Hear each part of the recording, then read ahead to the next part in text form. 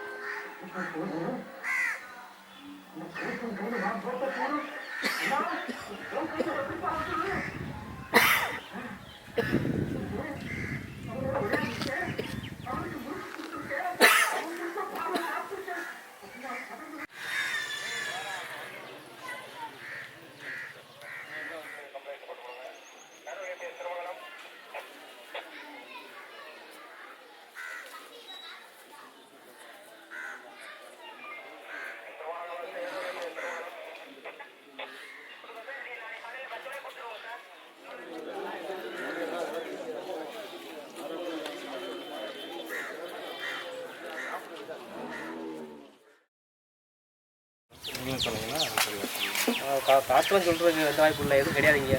இரண்டாம் எதுவும் கிடையாதுங்க, தொழில் இடம் கிடையாது.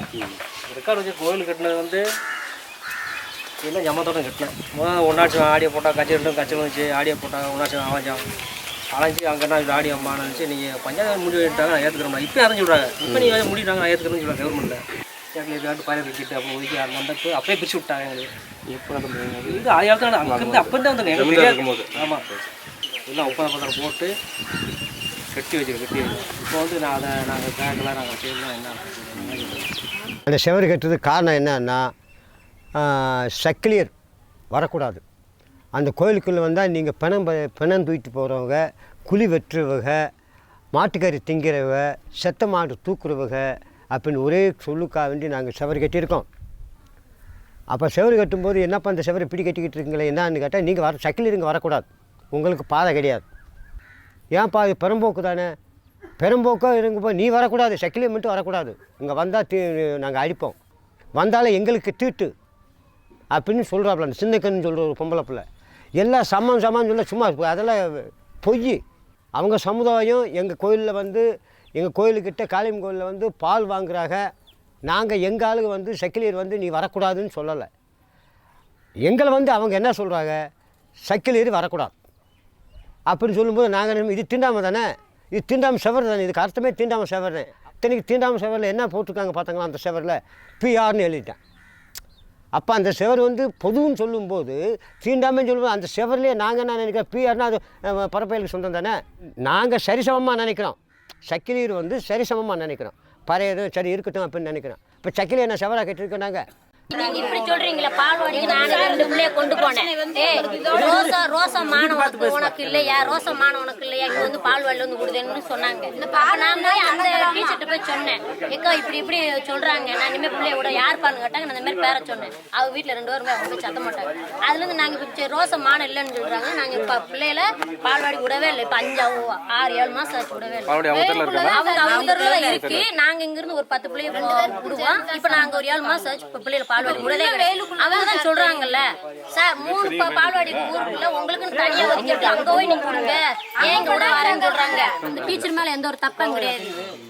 அவங்க வந்து அவங்க சொன்னா அவங்க சத்தம் தான் போட்டாங்க. அவங்க தெருவாங்க வாங்கப்பா நான் ஆச்சு பிள்ளைகளுக்காக நாங்க தான் பயந்துக்கிட்டு இப்படி இருக்கு பிரச்சனை இருக்கு, நாலு பிள்ளைகள் இடம் செஞ்சிருந்தாலோ என்னமோட்டு நாங்க தான் இப்ப விடுதில்லை.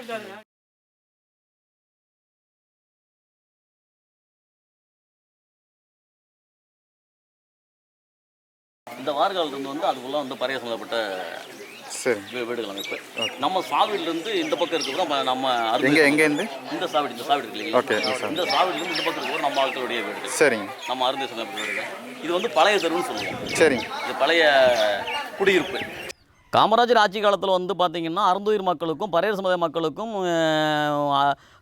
லேண்டு வந்து கையகப்படுத்தப்பட்டு, ஜமீன்தார்கள் கையகப்படுத்த 1 ஏக்கர் 70 சென்ட் கையகப்படுத்தப்பட்டு அவங்களுக்கு 7 வீடு, நமக்கு ஒரு 14 வீடு 5 சென்ட் லெவலுக்கு கொடுத்தது போக மீதி இருந்தால் 60-65 சென்ட்டை வந்து சும்மா காலிமனையாக கிடக்குது. அந்த காலிமனைக்குள்ளே தான் அவங்களுடைய இப்போதைக்கு கட்டப்பட்டிருக்கு அந்த கோட்டைச்சுவர் கட்டப்பட்டிருக்கு. The distinctions of caste are clearly physically visible in the spatial distribution of houses in any village. And in every village we will see the cherries, people who are outside the village. There is a village and a hamlet. Even within the hamlet, we will find the untouchable castes who are called as menials. They live there, and even among the untouchables, there are different caste groups. And as per the caste scale, no 2 castes are equal. So therefore, untouchables are also not equal. So they also maintain these, distinctions based on their caste. They live separately from each other. ஏற்கனவே 2012ஆம் ஆண்டு அன்றைக்கு இதே பறையர் சமூகத்தை சார்ந்தவர்கள் அருந்ததியர் மக்கள் உள்ளே வரக்கூடாது என்கிற நோக்கத்தோடு ஒரு வேலியை அமைக்கிறாங்க. அந்த வேலி என்பது அருந்ததியர் மக்கள் தங்களுடைய பழைய குடியிருப்பிலிருந்து புதிய குடியிருப்புக்கு நடந்து செல்லக்கூடிய, அந்த வழக்கம் போல் நடந்து செல்லக்கூடிய அந்த இடத்தை மறித்து எழுப்பப்பட்ட ஒரு வேலி என்பதனால் அருந்ததியர் மக்கள் அதற்கு எதிர்ப்பு தெரிவிக்கிறாங்க. பாதை கிடையாது, போய் வந்துட்டுருந்தாங்க. திடீர்னு நான் ஏதோ ஒரு இடத்துக்கு செயின் போகணும் அப்படின்ட்டு செமிதார்கிட்ட போய் சொன்னாங்க. எங்கட செக்கா கிடையாது. செமிதார் ஐயா அந்த மாதிரி இந்த தெருவில் ஏதாவது பிரச்சனை நாங்கள் திரும்பி போக வேண்டியது வர வேண்டியது அப்படின்ட்டு சும்மா நடவா மட்டும் கேட்டாங்க, நடக்க மட்டும்.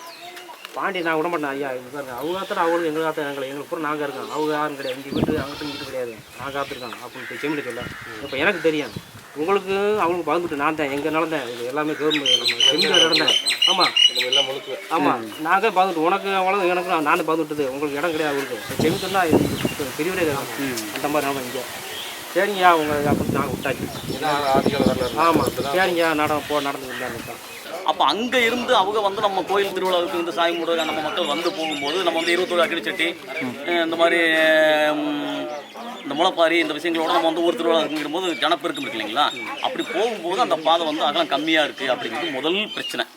அப்போ 5 அடியாக இருந்தது வந்து எங்களை 10 அடியாக கொடுங்க அப்படின்னு கேட்டது தான் முதல் பிரச்சனை. அவங்க வந்து இல்லை தர முடியாது அப்படிங்கிற மாதிரி அவங்க வந்து விளக்கம் சொல்ல அது ஒரு பிடிச்சபடி மண்ணு கூட தர முடியாது அப்படிங்கிற மாதிரி வந்து அவங்க சொல்கிறாங்க. The very mechanism of making up the caste system is very in fact finely tuned to create this kind of a division mostly among the lower caste. If you see among the Brahmins, everybody knows whether the Brahmin who officiates in the temple and the Brahmin caste who officiates the death, they are very distinctions are very clear. Who is above and who is below, these distinctions are very clearly laid out. But as we move below the caste system, especially among the scheduled castes and also some of the OBCs, the distinctions are blurred. See, nobody clearly tells who is above and who is below them. But inequality is there everywhere.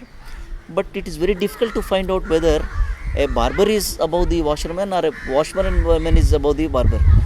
Likely, it's very difficult to find out. In fact, the leather workers are superior to the agricultural labor, or the drum beaters are in fact superior to the sea.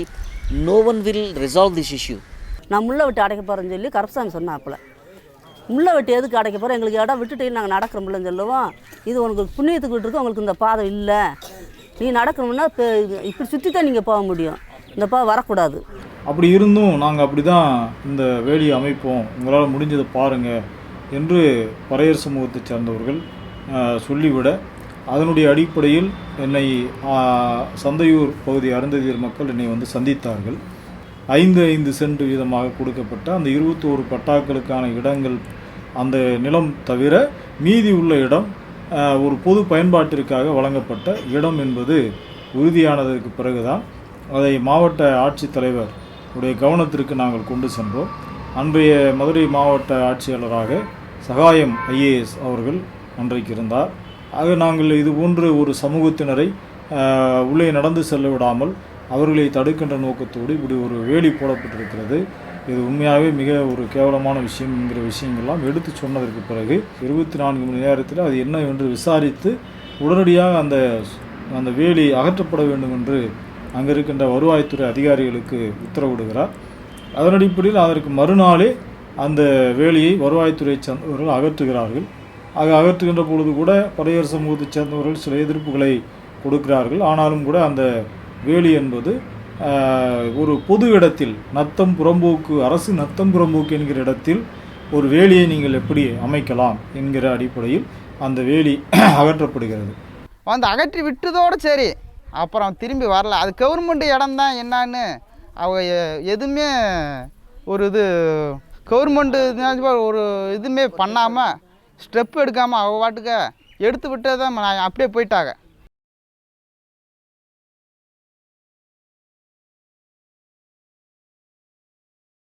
ஏற்கனவே பிரச்சனை ஆகி இந்த முள்வேலி போட்டு எடுத்ததாக சொல்கிறாங்க. ஆமாம், திரும்ப முள்வேலி எடுத்தாலும் பஞ்சாயத்து தாலி செஞ்சது. ஏற்கனவே அவங்களாம் முடியாது, சகாயம் பீரியல் நடந்தது. நமக்குள்ள முட்டோட உங்களுக்குள்ள முட்டோட்டா தான் நம்ம இதாக முடியும் அப்படின்னு அந்த வழியில் செஞ்சது. வேற ஆளு செய்யாமல் கிடையாது, அவங்களுக்குள்ள வேற வழியில் செஞ்சது. வெளியே செய்கிறாங்களா? ஆமாம், தேவர் செஞ்சது வேலை. கேட்டாமல் நமக்குள்ள எசிக்குள்ள முட்டோட்டா தான் இது பண்ணணும், அந்த மாதிரி செஞ்சது. ஆதிக்க ஜாதிக்காரங்க இருப்பாங்கன்னு அவங்க சொல்கிறாங்க. சந்தையூரை பொறுத்த மட்டில் தேவர் இருக்காங்க, செட்டியார் இருக்காங்க, ஆசாரி இருக்காங்க, பிள்ளைமார் இருக்காங்க. அவங்கெல்லாம் அண்ணன் தம்பி மாதிரி தான் எங்கிட்ட பழகுவாங்க. அதே நேரத்தில் மேலப்பட்டின்னு ஒரு கிராமம் இருக்குது. அந்த கிராமத்தில் 700 பறையர் இருக்காங்க, ஒரு 150 சக்கிலியர் இருக்காங்க. அங்கே அண்ணன் தம்பியாக தான் இருக்காங்க. இந்த தெருவில் வந்து நாங்கள் 60 வீடு, அவங்க ஒரு 30 வீடு இருக்காங்கன்னு வச்சுக்கோங்க. இங்கே தான் தீண்டாமல் நினைக்கிறேன். ஏன்னா நாங்கள் வேணும்னு போடல, 2 பேரும் அங்கிட்டு வரக்கூடாது, இங்கிட்டு வரக்கூடாது, பிரச்சனை இல்லை. அங்கிட்டு சும்மா இருந்துச்சாக்க குப்பையை போட்டுறாங்க. குப்பையை போட்டால் நம்ம சாதிக்குள்ள தான் தெரியும்ல, ஒரு மாட்டை எடுத்து அந்த உதப்பியை கொண்டு வந்து கோயிலுக்கு முன்னாடி போட்டுறாங்க. நிழலில் போய் 4 பேர் உட்கார முடியல, உட்காந்தா மணக்குது. போலீஸே வந்து இந்த பிரச்சனைக்கு வந்து உழுக்க உட்காந்துருந்தாங்க. என்னப்பா இந்த பட்சத்தில் மனுஷன் இருக்க முடியுமா அப்படின்னு சொல்லி போலீஸ் உட்காந்துருக்கும் போது இந்த பிரச்சனை அப்படி கடைசி கல் பிடிக்கிட்டு சும்மா கடைசி. என் கூட பிறந்த தங்கச்சி மாப்பிள்ள அந்த தெருவில் கொத்தனார் வேலை செஞ்சுட்டு எங்கள் வீட்டுக்கு சாப்பிட வர்றாப்புல. அப்படி வரும்போது அந்த வேலி அகற்றப்பட்ட காரணத்தினால அந்த வழியை குறுக்க கூடி நுழைஞ்சு இங்கே வந்து சாப்பிட்டுட்டு மறுபடியும் வேலைக்கு போகிறாப்புல. அப்படி போகும்போது அந்த தெருவுடைய பழைய சமூக மக்கள் 10 பேர் இளவட்டங்கள் என்ன செய்கிறாங்கன்னா, இந்த வழி ஏன் போனேன், இந்த வழி ஏன் வந்த அப்படின்னு வந்து தகராறு பண்ணும்போது, ஏன் வரக்கூடாது அப்படின்னு, ஏன்னா வெளியூருக்காரன், எனக்கு இதை பற்றி தெரியாது, ஏன் வரக்கூடாதுன்னு நீங்கள் சொன்னீங்கன்னா நான் வராமல் இருந்துக்கிறேன். இது வந்து எங்கள் பட்டா நிலம் அப்படின்னு. அப்போ உள்ளூர்கார பையன், நம்ம ஜாதிக்காரன், எங்கள் அருந்ததி சமூக மக்கள் என்ன செய்கிறாங்கன்னா, ஒரு பையன் வந்து காளிமுத்துன்னு ஒரு பையன், அவன் வந்து இல்லை இது பட்டா நிலம் கிடையாது, இது அரசு புறம்போக்கு நிலம், இது ஏற்கனவே வந்து நாங்கள் கலெக்டருக்கு மனு கொடுத்து இது அதனால் வந்து இது நீ பேசுறது தப்புன்னு சொல்லும்போது தகராறாகி அவனுக்கு என்ன செய்யறான்னா அந்த பையனை அடிச்சு போடுறானு. அடித்த உடனே இது செய்தி கேட்டவுடனே 2 தரப்பு மக்களும் ஒன்றுக்கொன்று கலவரமாகி ஒரு பிரச்சனையாகி அந்த நேரத்தில் வந்து ஒரு பெரிய லெவலில் ஒரு பெரிய கலவரம் வந்துடுது. அது தீண்டாமை சுவர் தான் நாங்கள் வந்து சொல்கிறதுக்கு சரியான காரணம் என்னன்னு கேட்டிங்கன்னா, ஆடியோவில் வந்து 107 வழக்கு போட்டு இந்த தரப்பில் வந்து ஒரு 10 பேர், அந்த தரப்பில் வந்து ஒரு 10 பேர் 107 போட்டு வழக்கு நடக்குது. அப்போ அங்கே வழக்கில் வந்து அந்த அம்மா கேட்குற விசாரணை பண்ணும்போது ஏன்ப்பா உங்களுக்கு தகராறு வருது, என்ன காரணம் அப்படின்னு விசாரிக்கும் போது வந்து இவங்க வந்து செய்கிறாங்க, பறையர் சமூக மக்கள் என்ன கேட்குறாங்கன்னு கேட்டிங்கன்னா, எங்களுக்கு இங்கே வந்து கோட்டச்சுவர் கட்டணுங்கம்மா, எங்கள் கோயிலை சுற்றி கோட்டச்சுவர் கட்டணும் அப்படின்னு கேட்குறாங்க. அப்போ ஆர்டிஓ வந்து கேட்குறாங்க, எதுக்காக நீங்கள் வந்து கோட்டச்சுவர் கட்டணும்னு சொல்லி கேட்குறீங்க அப்படின்னு. இவங்கிறது எங்களை பார்த்து அருந்ததி மக்கள் வந்து செருப்பு போட்டு நடந்து வருவாங்க, பணத்தை தூக்கிட்டு வருவாங்க, அதனால் எங்களுக்கு வந்து இந்த இடத்துல வந்து கோட்டச்சுவர் வேணுங்கம்மான்னு. அப்போ அந்த இடத்துல அந்த அம்மா என்ன சொல்கிறாங்கன்னா, அந்த அம்மா பேர் என்ன வருது, சாந்தி மேடம், அன்றைக்கி ஆடியோ இருந்தோம். அவங்க என்ன சொல்கிறாங்கன்னா, நீங்கள் 2 பேரும் வந்து கவர்மெண்ட் சட்டப்பிரகாரம் எஸ்சின்னா உங்கள் அண்ணன் தம்பியாக இருக்கக்கூடிய இதெல்லாம் இருக்குது, நீங்கள் அண்ணன் தம்பிக்குள்ளே செருப்பு போட்டு வருவான், இவன் பணம் தூக்கிட்டு வருவான்னு சொல்கிறது வந்து முறையற்ற செயல், இது கண்டிக்கத்தக்க செயல். இந்த மாதிரி நீங்கள் கேட்டிங்கன்னா இப்போ வந்திருக்க உங்கள் 10 பேரையும் தூக்கி உள்ளே வச்சுட்டு இந்த கேஸை வந்து நான் வேறு விதமாக கொண்டு போக வேண்டியது இருக்கும். அதனால் வந்து நீங்கள் அந்த மாதிரி பேசாதீங்க, உண்மையை புரிஞ்சுக்குங்க அப்படின்னு வார்ன் பண்ணிவிட்டு, சரிங்களா. அடுத்து வந்து பார்த்தா அன்றைக்கே வந்து சமாதான தீர்மானம் எழுதப்பட்டது. அந்த தீர்மானத்தில் வந்து பார்த்திங்கன்னா, இதில் எந்த ஒரு வேலை செய்கிறதா இருந்தாலும், அதாவது நீங்கள் சிமெண்ட் ரோடு போடுறதா இருந்தாலும் சரி, கோட்டச்சுவர் கட்டுறதா இருந்தாலும் சரி, இந்த மாதிரி எந்த ஒரு வேலை செய்கிறதா இருந்தாலும் சரி, வருவாய்த்துறை மூலிமா வந்து முன் அனுமதி பெற்று பின்னாடி தான் அதில் வந்து நீங்கள் எந்த ஒரு வேலையை செய்யணும்னு ஒரு சமாதான தீர்மானம் இருக்குது. அந்த தீர்மானத்தில் வந்து பிடிஓ வந்து ஒரு டெவலப்மெண்ட் பண்ணால் கூட வருவாய்த்துறையிட்டு சான்றிதழ் வாங்கியிருக்குன்னு சொல்லி இருக்குது. அப்படி அவர் கோட்டச்சுவர் கட்டினதுக்கு வருவாய்த்துறையிட்டிருந்து எந்த ஒரு சான்றும் வாங்கலை. உங்கள் ஆஃபீஸ்லேருந்து தாசில்தார் ஆஃபீஸ்லேருந்து கொடுத்துருக்கீங்களா, இல்லை ஆர்டிஓ ஆஃபீஸ்லேருந்து வாங்கியிருக்காங்களா, இல்லை கலெக்டர் ஆஃபீஸ்லேருந்து வாங்கியிருக்காங்களா, அப்படி வாங்கியிருந்தால் அதனுடைய நகலை கொடுங்க அப்படின்னு கேட்கும்போது அந்த தரப்பு ஒன்றுமே சொல்ல முடியல. தாசில்தாரும் அப்படி ஒரு இது நாங்கள் கொடுத்தது மாதிரி இல்லை அப்படின்னு மாதிரி சொல்கிறார். அந்த வேலி அகற்றியதற்கு பிறகு சில காலம் ஒரு அமைதி நிலவுகிறது. அதற்கு பிறகு அங்கே இருக்கின்ற பறையர் சமூகத்தினர் நாம் சட்ட ரீதியாக சென்றால் இவர்களை ஒன்றும் செய்யவிட முடியாது என்கிற அடிப்படையில் ஏதாவது ஒரு குறுக்கு வழியில் இவர்களை சம்மதிக்க வைக்க வேண்டும், தங்களுடைய திட்டத்திற்கு சம்மதிக்க வைக்க வேண்டும் என்கிற நோக்கத்தோடு பக்கத்து கிராமமான கீழப்பட்டி என்கிற அந்த கிராமத்தில் ஒரு ஜமீன்தார் இருக்கிறார். அந்த ஜமீன்தாரிடம் சென்று எங்களுக்கும் அருந்ததி சமுதாயத்திற்கும் பல பிரச்சனைகள் வந்து கொண்டே இருக்கிறது, ஆகவே இந்த ஒரு பொது இடத்தை நாங்கள் மட்டுமே பயன்படுத்துவதற்கு நீங்கள் உதவி செய்ய வேண்டும் என்று அவர்களை அணுகியதனுடைய வெளிப்பாடு. பெரும்பாலும் அருந்ததி சமூக மக்கள் கோவை, திருப்பூர் போன்ற இடங்களுக்கும் கேரளா போன்ற இடங்களுக்கும் தங்களுடைய வேலைகளுக்காக ஒரு 6 மாதம் கேரளாவில் சீசன் ஒர்க் என்று சொல்லக்கூடிய இந்த வேலைகளுக்காக சென்று விடுகிறார்கள். ஆக அந்த இருந்த வயதானவர்களை அங்கே இருக்கின்ற ஜமீன்தார் அழைத்து அவர்களை பத்திரத்தில் கையெழுத்து போட சொல்லி மிரட்டியிருக்கிறார்.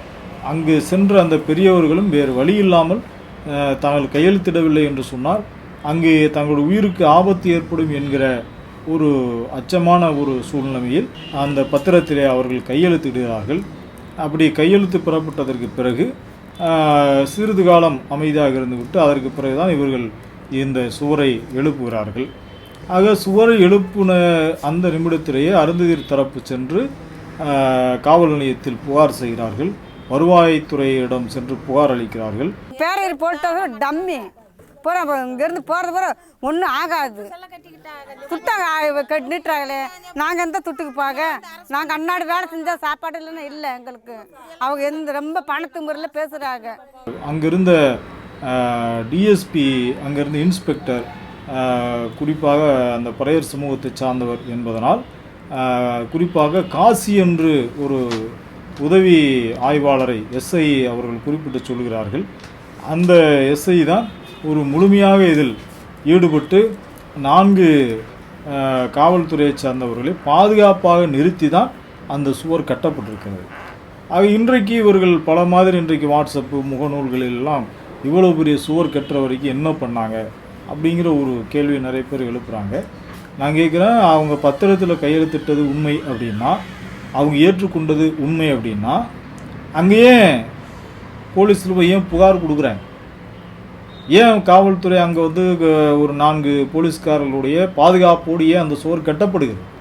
சரி, ஒருவேளை அவர்கள் சொல்வதாக வைத்து கொண்டாலும் கூட ஏதோ ஒரு நெருக்கடியான சூழ்நிலையில் அருந்ததியர் மக்கள் எதிர்த்து கேட்க முடியாத ஒரு சூழ்நிலையில் அந்த சுவர் எழுப்பப்பட்டு விட்டது. அதற்காக இன்றைக்கு அவர்கள் அதை எதிர்த்து கேட்கக்கூடாது என்று ஏதாவது ஒரு சட்டம் இருக்கிறதா? உத்தப்புறத்தில் கூட இப்படி தான் சுவர் கட்டினார்கள். அந்த மக்கள் திரும்ப கேட்கும் பொழுது அந்த சுவரை இடிக்க வேண்டும் என்ற அந்த குரல் வரும் பொழுது அதை இடித்தார்களா இல்லையா? இது பறைய சமுதாயத்துக்குள்ள இடம். இது அவங்களுக்கு வேணும். எங்க இடம் கேட்டவன் செமீன் தொடர்ந்து நாங்கள் விட்டோம், இல்லை நாங்கள் விட்டுக்க மாட்டோம். ஆனால் இன்னைக்கு பிரச்சனை வேண்டாம். இது எந்த பிரச்சனையும் ஒன்று பாதை இல்லைன்னு சொல்லுங்க. இல்லாட்டி பின்பக்கம் பாதை இல்லை, முன்பக்கம் பாதை இல்லைன்னு சொன்னா கேட்கணும்.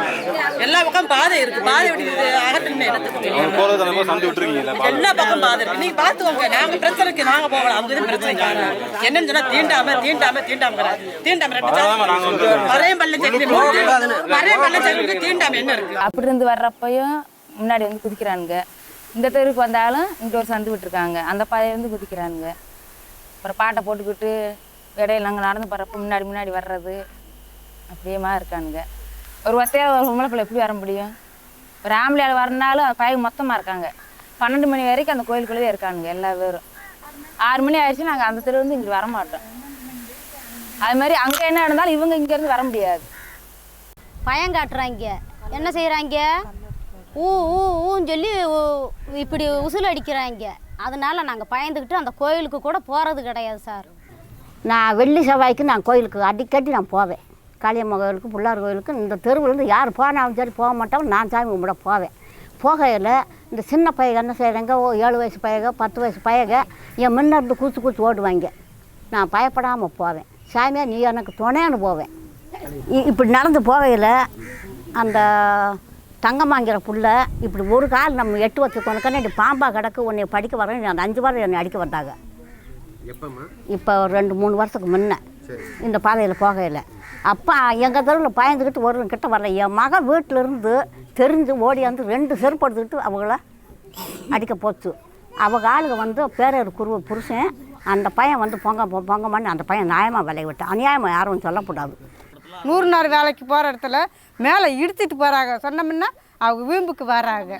சக்கிலேறு நாய், இந்த நாய் அங்கிட்டு வருதுன்னு சொல்லி அதுக்கு அவங்க வந்து அவங்க நாய் பறையிற நாய். எங்கள் நாய் வந்து அவங்க இதுக்கு போகக்கூடாது அப்படின்னு சொல்லி தான் அந்த சண்டை வந்தது. அவங்க அருவாள் எடுத்து வெட்ட வந்தாங்க. எங்கள் வீட்டுக்கே வந்தாங்க. அப்படித்தான் இருக்கு சார்.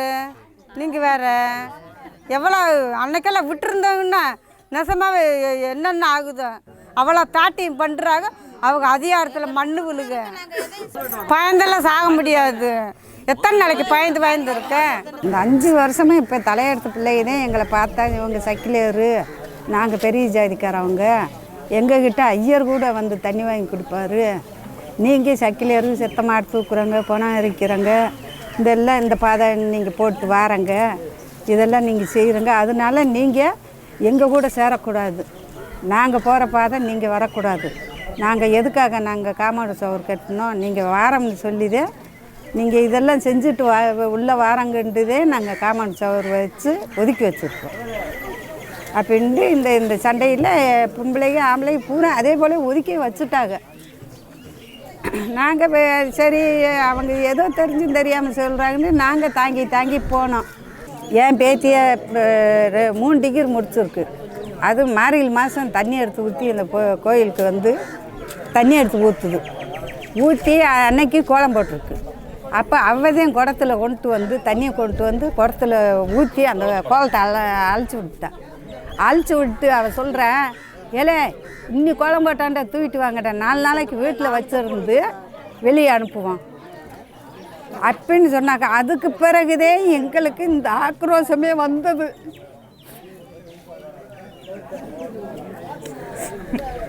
அந்த பகுதியில் வந்து நிறைய சாதிய ஒடுக்குமுறைகள் வந்து அதிகமாக இருக்குது. ஆனால் இது வந்து கொஞ்சம் ஒரு மாதிரி வெளியே வர்றது, தலித்துகளுக்குள்ளே இருக்கிற விஷயமா இதை பார்க்குறோம். நாங்கள் வந்து வெளியே இருக்கிற ஆதிக்க சாந்தியை சார்ந்தவர்கள் எங்களை உள்ளே விடலை அப்படின்னா எப்படி அது வந்து தீண்டப்படாத இடம் எங்களுக்கு தீண்டாமையாக இருக்குதுன்னு சொல்கிறோமோ அதே மாதிரி தான் இதுவும் இருக்குது அப்படிங்கிற மாதிரியே வந்து தான் அவங்க நியாயமானதை தான் வைக்கிறாங்க. அந்த சுவர் வந்து அவங்க உள்ளே வரக்கூடாது அப்படின்னு தான் சுவர் கட்டப்பட்டிருக்குது அப்படின்னு இருக்கும் பட்சத்தில் அந்த சுவரை வந்து தீண்டாமை சுவர் தான், அது நியாயமானது தான். அந்த கோட்டைச்சுவர் வந்து இருக்கிற இடம் வந்து 100% வந்து பார்த்திங்கன்னா பெரம்போக்கு தான் அப்படிங்கிறதுக்கு தாலுகா லெவலில், ஆர்டிஓ லெவலில், கலெக்டர் லெவலில் எல்லாமே ரெக்கார்ட்ஸ் இருக்குது. அப்படி இல்லைன்னு அவங்க சொல்கிறதா இருந்தால் அப்போ அவங்க பட்டா நிலங்கிறதுக்கு ஒரு ரெக்கார்டு கொண்டு வரணும். இன்னார்கிட்டருந்து இன்னார் வாங்கணும் அப்படின்னு ஒரு ரெக்கார்டு கொண்டு வரணும். இப்போ உங்கள்கிட்ட இதுக்கு மாதிரி கொடுத்துருக்காங்களான்னா இன்னும் கண்டிப்பாக கொடுக்க வாய்ப்பே இல்லை, இனிமேல் கொடுக்க போகிறதும் கிடையாது. ஏன்னா பெரம்போக்கு தான் அப்படிங்கிறதுக்கு வந்து அவங்க பட்டா வந்து காட்டுறதுக்கான வாய்ப்புகளே இல்லை. இப்போ இடையில கோழிட்டு உள்ளே வச்சுட்டாங்கன்னு சொல்கிறாங்களே, அந்த முறை எங்கள் தாத்தா வச்சது 2 ஆண்டு ஆகுது, 2 தலைமுறை. அந்த கோயிலில் காசு இருக்கிறவங்க எங்கள் தாத்தையும் வச்சாப்புல. இப்போ எனக்கு 70 வயசு ஆகுது, 3 தலைமுறை ஆச்சுன்னா அதை பாருங்கள். நீங்களே கோசனை பண்ணுங்க. வீடு விட போட மாட்டான், கோயிலுக்கு வேணும் இடம் வேணும் ஓட மாட்டான். எங்கேயும் போயிருப்பா ஒரு டூல் ஓடும், எங்களுக்கு தேவை கிடையாது. எங்களுக்கு 10 பேர் உட்காரமா எங்களுக்கு இடம் கோயிலுக்கு ஒதுக்கி வச்சுட்டு. ஆமா, நாங்க ஒரே யார் நான் ஊர் தலைவர் நான் சொல்ல முடியுது. பெரம்போக்குன்னு நீங்க சொல்றீங்க, கவர்மெண்ட்டை எதிர்த்து பேசி சொல்றீங்கல்ல, நீங்க நியாயத்தை பாருங்க, யோசிச்சு பாருங்க. இதுதான் பெரம்போக்குல கிட்டிருக்கா, இதை யோசிக்கலாம். அப்படிதான் அதை வரும் வந்துடும் தானே, நாங்களே வருவோம். ஆக்கிரமிப்பு நம்ம பேசணும்னா ஆக்கிரமிப்பு எல்லாருக்கும் எல்லாரும் ஒரு ஆக்கிரமிப்பு கிடையவே கிடையாது. நாங்க வருவோம். நீங்களா கேட்க, ஒரு மனிதன் வந்து உடகட்டி வாழ்றது நல்லதா இல்லை நிர்வாகமாக வாழ்றது நல்லதா? நீங்களா சொல்லுங்க. இன்னைக்கு கால எடுத்து உடகட்டி வாழ்றது நல்லது. நாளைக்கு ஃபங்க்ஷன் வச்சா ஒரு காற்றடிச்சா மண்ணு உங்களுக்கு சாப்பாட்டில் தரலாம். அதுக்காக வேண்டி தான் இந்த செவரை கட்டியிருக்கோம். மனுஷு நீங்க வரக்கூடாது நான் வரக்கூடாது அப்படிங்கிற எண்ணத்தை வச்சு நாங்கள் கட்டவே கூடாதுன்னு சொல்றதா அவங்க சொல்றாங்க. சொல்லவே மாட்டாங்க. When the pariahs are all untouchables, they feel that they are victims of untouchability, and if they really want to get rid of this caste system which makes them as untouchables, it is very unfortunate that they continue the same kind of unequal behavior among themselves. So I cannot complain my victimhood by victimizing some others. This is what we call as Brahminism. Brahminism, as Dr. Ambedkar has defined, Brahminism is the negation of equality, liberty and fraternity. So those attitudes basically are the motivational aspects or psychological aspects of in caste system. 13/1/2017 வந்து சாயந்தரம் ஒரு சுமார் வந்து ஒரு 4 மணிக்கு இங்கே நம்ம பையன் ஒரு பையன் இந்த தெருவில் வந்து அந்த தெருவுக்கு போகிறாப்புல, அவங்க தம்பி அங்கே இருக்காப்புல பார்க்குறதுக்கு போகிறாப்புல. போகும்போது நம்ம தெருவிலேருந்து நெட்டாக வந்து ஒரு 15 கல் தூக்கி வரிசையாக போட்டிருக்கோம். ஏன் வண்டி வாசி போயிடுன்னு சொல்கிறது பெரிய ஒரு கோயில் பட்டியல் கல், கோயில் கல் அதை தூக்கி போட்டிருக்கோம். அந்த கல்லில் உட்காந்து அவங்க ஒரு 10 பொம்பளையாள், அவங்க தெருவு அங்கே இருக்குது. நம்ம பிள்ளையார் கோயிலுக்கு முன்னாடி உட்காந்துக்கிட்டு இருந்தாங்க.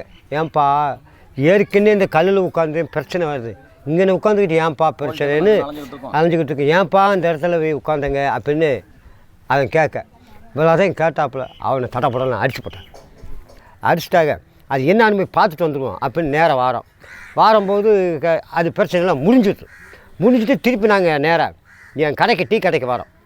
என் டீ கடைக்கு வரும்போது அங்கேருந்து ஒரு 8 பேர் அருவா கம்பு சூரி இத்தனையும் எடுத்துகிட்டு என் டீ கடையை நோங்கி வராங்க. என்னை நோங்கி வரும்போது நான் என் உயிரை காப்பாற்றணும். அப்போ நம்ம 5 மக்கள் இன்னும் விடக்கூடாது சித்தப்பா, அவனை கண்டிப்பாக அடித்தே ஆகணும், வேறு வழியில் அடித்து எங்கள் காலனிலேருந்து அடித்து அவங்க தெருவில் போய் விட்டுட்டு திருப்பி நாங்கள் வந்து அங்கிட்ட போன உடனே எங்கள் மேலே ஒரு 12 பேர் மேலே 307 கேஸ் பரையர் பொம்பளை ஆளுகள்லாம் போய் அவங்கள அரெஸ்ட் பண்ணி சொல்ல எங்கள் ஆம்பளை அருந்ததி மக்கள் ஒரு குஞ்சல் பூரா ஓட்டந்தேன். போலீஸு நைட்டும் பகலும் தொந்தரவு பண்ணுது. ஒரு நிமிஷம் கூட இந்த தெருவில் இருக்க முடியல. அதுவும் போக பொம்பளையால் போலீஸ் வந்து பொம்பளையால் இம்சை பண்ணுறாங்க. அவங்களும் ஊரை விட்டு ஓட வேண்டியதாக இருக்குது. எங்கள் மேலே கிட்டத்தட்ட ஒரு 25 பேர் மேலே பூரா 307 கேஸ், பூரா அந்த அன்றைக்கி அந்த பையன் மேலே கேஸு, இவர் உட்காந்துருக்கிறது மேலே கேஸு, இவர் கேஸு, எத்தனை பேர் மேலே கேஸு. எல்லாருமே ஜெயிலுக்கு போயிட்டே நாங்கள் வந்திருக்கோம். அவங்க யார் ஜெயிலுக்கு போனவங்க அவங்க யாருன்னா ஒரு 3 பேர். நாங்கள் 25 பேர் ஜெயிலுக்கு போயிருக்கோம். அரசும் ஆளும் வர்க்கமும் என்ன செய்யும், எந்த 2 நபர்கள் வந்து ஒன்றா சேர்றாங்களோ அவங்க 2 பேருக்குள்ளே பிளவு வரும் பொழுது அதிகப்படியான பிளவுகளை ஏற்படுத்துறதுக்கு தான் அவங்க இருப்பாங்க. அதே மாதிரி தான் இந்த சூழலும் இருக்குது அப்படின்னு நான் பார்க்குறேன்னு வச்சுக்கிறேங்களேன். அவங்க இதில் வந்து சரி பார்த்துக்கலாம், 2 பேரும் முட்டிக்கிறட்டும் மோதிக்கிறட்டும் பார்த்துக்குருவோம் அப்படின்னு. ஏன்னா இவன் 2 சைட்லேயும் வழக்குகள் இருக்குது. எஃப்ஐஆர் ஆகிருக்கு, 307 வரை வழக்குகள் இருக்குது. படிக்கிற பிள்ளைங்க வர வழக்கில் இருக்காங்க. அதெல்லாம் இருக்குது, 2 பக்கத்துலேயும் இருக்காங்க. பொம்பளைங்க முதற்கொண்டு வழக்கில் இருக்காங்க. குறிப்பாக ஆர்டிஓ முழுக்க ஒருதலை பட்சமாக செயல்படுகிறார். அவருடைய பேச்சு, அவருடைய அறிக்கை என்பதெல்லாம் ஒரு சட்டவிரோதமாக இருக்கிறது. ஏன்னா என்ன சொல்கிறாருன்னா, அவங்க சுவர் கட்டிக்கிறாங்க, அந்த சுவர்னால் உங்களுக்கு பிரச்சனையாக இருக்குதா, அப்போ நீங்கள் ஒரு சுவர் கட்டிக்கோங்க அப்படின்னு சொல்கிறாங்க.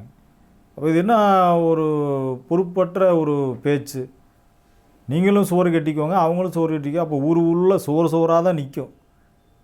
திருச்செங்கோடு ஒரு பகுதியில் அருந்ததியர் மக்கள் வாழ்கிற ஒரு 150 குடும்பங்கள் வாழ்கிற ஒரு பகுதிக்கும் இன்னொரு பகுதிக்கும், பறையர்கள் வாழ்கிற இன்னொரு பகுதிக்கும் இடையில் மிகப்பெரிய தீண்டாமை சுவர் அங்கே இருக்கிறது. அதே போல் பல இடங்களில் தாழ்த்தப்பட்ட மக்கள் என்று சொல்லக்கூடிய இவர்களுக்கு மத்தியிலே தீண்டாமை சுவர் பல இடங்களிலே இருந்து கொண்டிருக்கிறது. இந்த நாட்டில் வந்து தொடர்ச்சியாக வந்து ஏன் நாங்கள் சக்கிலியர் மக்கள்கிட்ட ஏன் வேலை செய்கிறோம்னாக்க, தொடர்ச்சியாக ஒடுக்குமுறையை சந்திக்கிற சமூகமாக இருந்துக்கிட்டு இருக்குது. ஒரு பக்கம் சாதி இந்துக்கள் தாக்குதல் இருக்குது, இன்னொரு பக்கம் தலித்துகள் தாக்குதல் இருக்குது. 2 விதமான தாக்குதல் இருக்குது. சேரிக்குள்ளே இருக்கக்கூடிய சகோதரனே ஒரு பக்கம் அங்கே அடிக்கிறான். எந்த அளவுக்கு வந்து ஒரு ஆதிக்க சாதி இந்துக்கள் தாக்குதல் கொடுப்பானா அதைக்காடி ஒருபடி கூட தான் இருக்கும் பல்லருடைய தாக்குதலும் பறையருடைய தாக்குதலும். ஏன்னா சாதி மனநிலை கடுமையாக இருக்குது அவங்ககிட்ட. உத்தரப்பிரதேச அவர்கிட்ட எல்லாரும் அங்கே ஓடுனீங்க, அது சொன்னீங்க, தீண்டாமை சுவர் இடிக்கணும், எல்லாரும் குரல் எழுப்புனாங்க, எல்லா பேரும் பேசுனாங்க. இப்போ இங்கே நடக்குது என்ன, அங்கே 15 குடும்பம் தான் பறையர் குடும்பம் இருக்காங்க, 40 குடும்பம் சக்கிலியர் குடும்பம் இருக்காங்க. இந்த சக்கிலியர்கள் வந்து படிப்பறிவு இல்லை, அவங்களுக்கு எந்த விஷயம் தெரியாது, நாகரிகம் இல்லாமல் இருக்காங்க, எங்கள் பகுதிக்கு வரக்கூடாது போகக்கூடாதுன்றக்கா தடுப்பு சுவர் கட்டுறாங்க. அப்போ இது தீண்டாமை இல்லையா? இதுவும் ஒரு விதமான தீண்டாமை தானே. அப்போ வந்து கள்ளர்கள் வன்னியர்கள் தாக்கினா மட்டும் அது தீண்டாமை, அது வன்கொடுமை. அப்போ நான் தாக்குறேன், நான் பறையன்ற சாதி வரியோடு நான் தாக்குறேன், அது தீண்டாமை இல்லையா? அருந்ததியர் பகுதி மக்களை சந்தித்து அவங்க ஒரு உண்மையிலேயே ஒரு ஆணவம் ஜாதி ஆணவம் கடைபிடிக்கப்பட்டால் என்ன மாதிரியான பாதிப்பை அவங்க உணர முடியுமோ அந்த அளவுக்கு அந்த அவங்களுடைய கருத்துக்கள் இருந்தது. எந்தெந்த வகையில் நாங்கள் பாதிக்கப்பட்டோம், எங்களை இவங்களை எப்படி நடத்துகிறாங்கன்ற மாதிரி அவங்க சொன்னாங்க. இன்னொரு பகுதியை நாங்கள் சந்திக்கிற போது நாங்கள் அப்படி ஒரு இதை கடைபிடிக்கலை, அப்படி ஒரு மனநிலைக்கே வரலைன்னு சொல்லி எல்லா சமூகத்தை ஆதிக்கம் செலுத்தக்கூடிய சமூகம் பேசுகிற அந்த இதை கூட பேசுனாங்க. வெளிப்படைத்தன்மை அவங்ககிட்ட இல்லை. ஆனால் இந்த பகுதி மக்கள் வந்து புரியாமல் தான் செய்கிறாங்க. ஆனால் ஒரு ஆதிக்கம் அந்த ஜாதிக்குள்ளே இருக்குது, நம்ம ஒரு உயர்ந்த ஜாதின்னு ஒரு மனப்போக்கு அதுக்குள்ளே இருக்குன்றத மனசில் வச்சு அவங்க செய்கிறாங்கன்றதுக்காக தான் நம்ம பண்ணோம். அப்படி இருந்தும் எங்களுக்கு தெரிஞ்ச நியாயம்ன்ற அடிப்படையில் ஆதித்தமிழர் பகுதியினுடைய மக்கள் போராட்டத்தில் தீண்டாமை ஒழிப்பின் சார்பாக பங்கேற்று அந்த சுவர் உண்மையிலேயே ஒரு அரசனுடைய விதிகளின்படி தீண்டாமை சுவர் என்று மதிக்கப்பட்டால் அதை அப்புறப்படுத்தணும், அகற்றணுன்ற அந்த போராட்டத்தில் நாங்கள் கலந்துக்கிட்டோம்.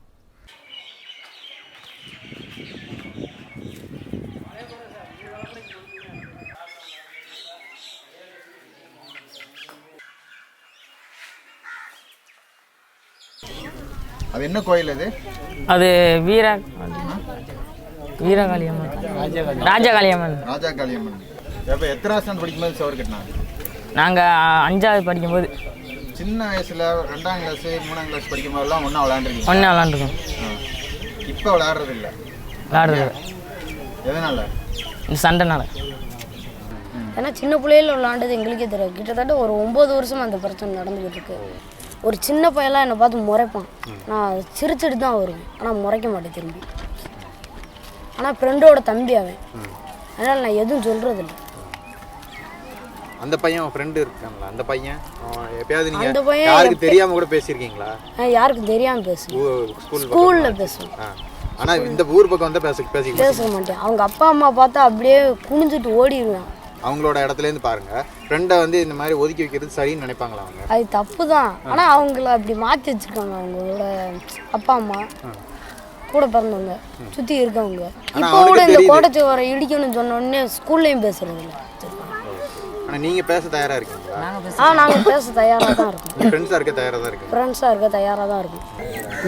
அந்த ஊரில் இந்த பசங்க ஃப்ரெண்டில் இருக்கிறாங்களா? அப்படிலாம் கிடையாது. அப்படியெல்லாம் இல்லை. முந்தி இருந்தாங்க, இந்த 10-20 வருஷத்துக்கு இருந்தாங்க. இப்போ இல்லை. இப்போதே நாங்கள் தீண்டாதவங்கள போயிட்டோமே. நாங்கள் சக்கிலியர், அவங்க ஐயமாரு கூட சம்மந்தம் என்ன ரெடியாக இருக்காங்கல்ல. அவங்க அப்படி சொல்கிறாங்க, ஐயர் நாங்களும் ஒன்று, நீங்கள் வந்து சக்கிலியர் அப்படின்ட்டு அவங்க நேரடியாக சொல்கிறாங்க. நாங்கள் வந்து அடித்தா பொம்பளைக்கு வந்து காலில் விழுவாங்க, ஆம்பளைக்கு கையெடுத்து கும்பிடுவாங்க அப்படின்ட்டு இந்த வீட்டுக்காரர் சொல்கிறேன். தொடர்ச்சி அது கரடி சித்தூரில் வந்து 2004 கரடி சித்தூரில் பரிமளா என்ற ஒரு பெண்ணை மதுரை என்ற ஒரு சக்கிலியர் சமூகத்தை சேர்ந்தவன் பறையர் பொண்ணை சக்கிலி பையன் திருமணம் பண்ணிட்டான ஒரே காரணத்தினாக அன்றைக்கி அடித்து அந்த வெள்ளையமான ஒரு அம்மா வந்து அங்கே படுகொலை செய்யப்பட்டாங்க. அந்த படுகொலையில் கூட வந்து அன்றைக்கி வந்து விடுதலை சிறுத்தை இயக்கத்தினுடைய சிந்தனை செல்வம்ன்ற ஒரு துணை பேச்சாளர் இருக்கார். அவர் அன்றைக்கே அவர் சொன்னார், அந்த அறிக்கை கூட இருக்குது. அவர் சொல்கிறார், பறையருக்கும் வந்து இவ்வளோ சாதி வரி இருக்குன்னு இன்றைக்கி தான் எனக்கு தெரியும் அப்படின்னு சிந்தனை செல்வம் அங்கே பதிவு பண்ணியிருக்காரு கரடி சித்தூரில். இப்படி தொடர்ச்சியாக வந்து பல்லர், பறையர், சக்கிலியர் இந்த 3 வந்து தாழ்த்தப்பட்டிருக்காங்க. 76 சாதியில் இந்த 3 சாதி மெஜாரிட்டியான சாதியாக இருந்துக்கிட்டு இருக்குது. இதில் மெஜாரிட்டியாக பல்லர், பறையர் தாக்குதல் தொடர்ச்சியாக வந்து சக்கிலியர் சமூகத்தின் மீது தொடர்ந்து நடந்துக்கிட்டு தான் இருக்குது. ஆனால் இதை பற்றி யாருமே அது பெருசு பண்ணிக்கிறது எடுத்துக்கிறதே இல்லை. என்ன கேட்டால் சகோதரர்கள் நான் சரியாயிரும் அப்படின்னு சொல்லிட்டு இருக்காங்களே தவிர, சக்கிலியர்கள் மீது பறையர்கள் தாக்குதல் எடுத்தாலும் பல்லர்கள் தாக்குதல் எடுத்தாலும் அவங்க என்ன சொல்ல வராங்கன்னா, நீ அழுவக்கூடாது, இந்த விஷயத்தை வெளியே சொல்லக்கூடாது, நம்ம பேச்சு தீர்த்துக்குருவோம் பேசிடுவோம். இதே மாதிரி ஒரு வன்னியர் தாக்குதலோ கல்லர்களுடைய தாக்குதலோ வந்து தாக்கும்போது வந்து நம்மளாம் தலித்துகள், நம்மளாம் ஒற்றுமையாக இருக்கணும், பொது எதிரியை வீழ்த்தணும் அப்படின்றக்காக போராடணும், நம்மளாம் கொண்டுட்டு போகிறாங்க, சக்கிலியர்களை அழைச்சிட்டு போகிறாங்க. 4 வருடங்களுக்கு முன்னதாக விழுப்புரம் மாவட்டம் தேவதானம்பேட்டையில் அருந்ததியர் சமூகத்தைச் சேர்ந்தவருடைய பிணத்தை எடுத்துச் செல்லக்கூடாது என்று அங்கே இருக்கின்ற ஆதி திராவிடர் மக்கள் தொடர்ச்சியாக விதித்த சாதி கட்டுப்பாட்டை உடைத்தெறிவதற்காக என்னுடைய தலைமையில் இங்கிருந்து சென்ற தோழர்கள் நாங்கள் அந்த பிணத்தை எடுத்து செல்ல முற்பட்ட பொழுது அன்றைக்கு காவல்துறையால் கைது செய்யப்பட்டோம். அதே போன்று அன்றைக்கு விடுதலை சிறுத்தைகள் கட்சியினுடைய துணை பொதுச் செயலாளராக இருந்த சிந்தனை செல்வன் அவர்களும் அந்த போராட்டத்திற்கு வந்திருந்தார். அவர் அங்கு இருக்கக்கூடிய மக்களிடம் பேசி பார்த்தார். தன்னுடைய சொந்த சாதி மக்களையே அவரால் திருப்திப்படுத்த முடியவில்லை, அவரால் சமாதானப்படுத்த முடியவில்லை. இறுதியாக அவரும் எங்களோடு சேர்ந்து கைதானார்.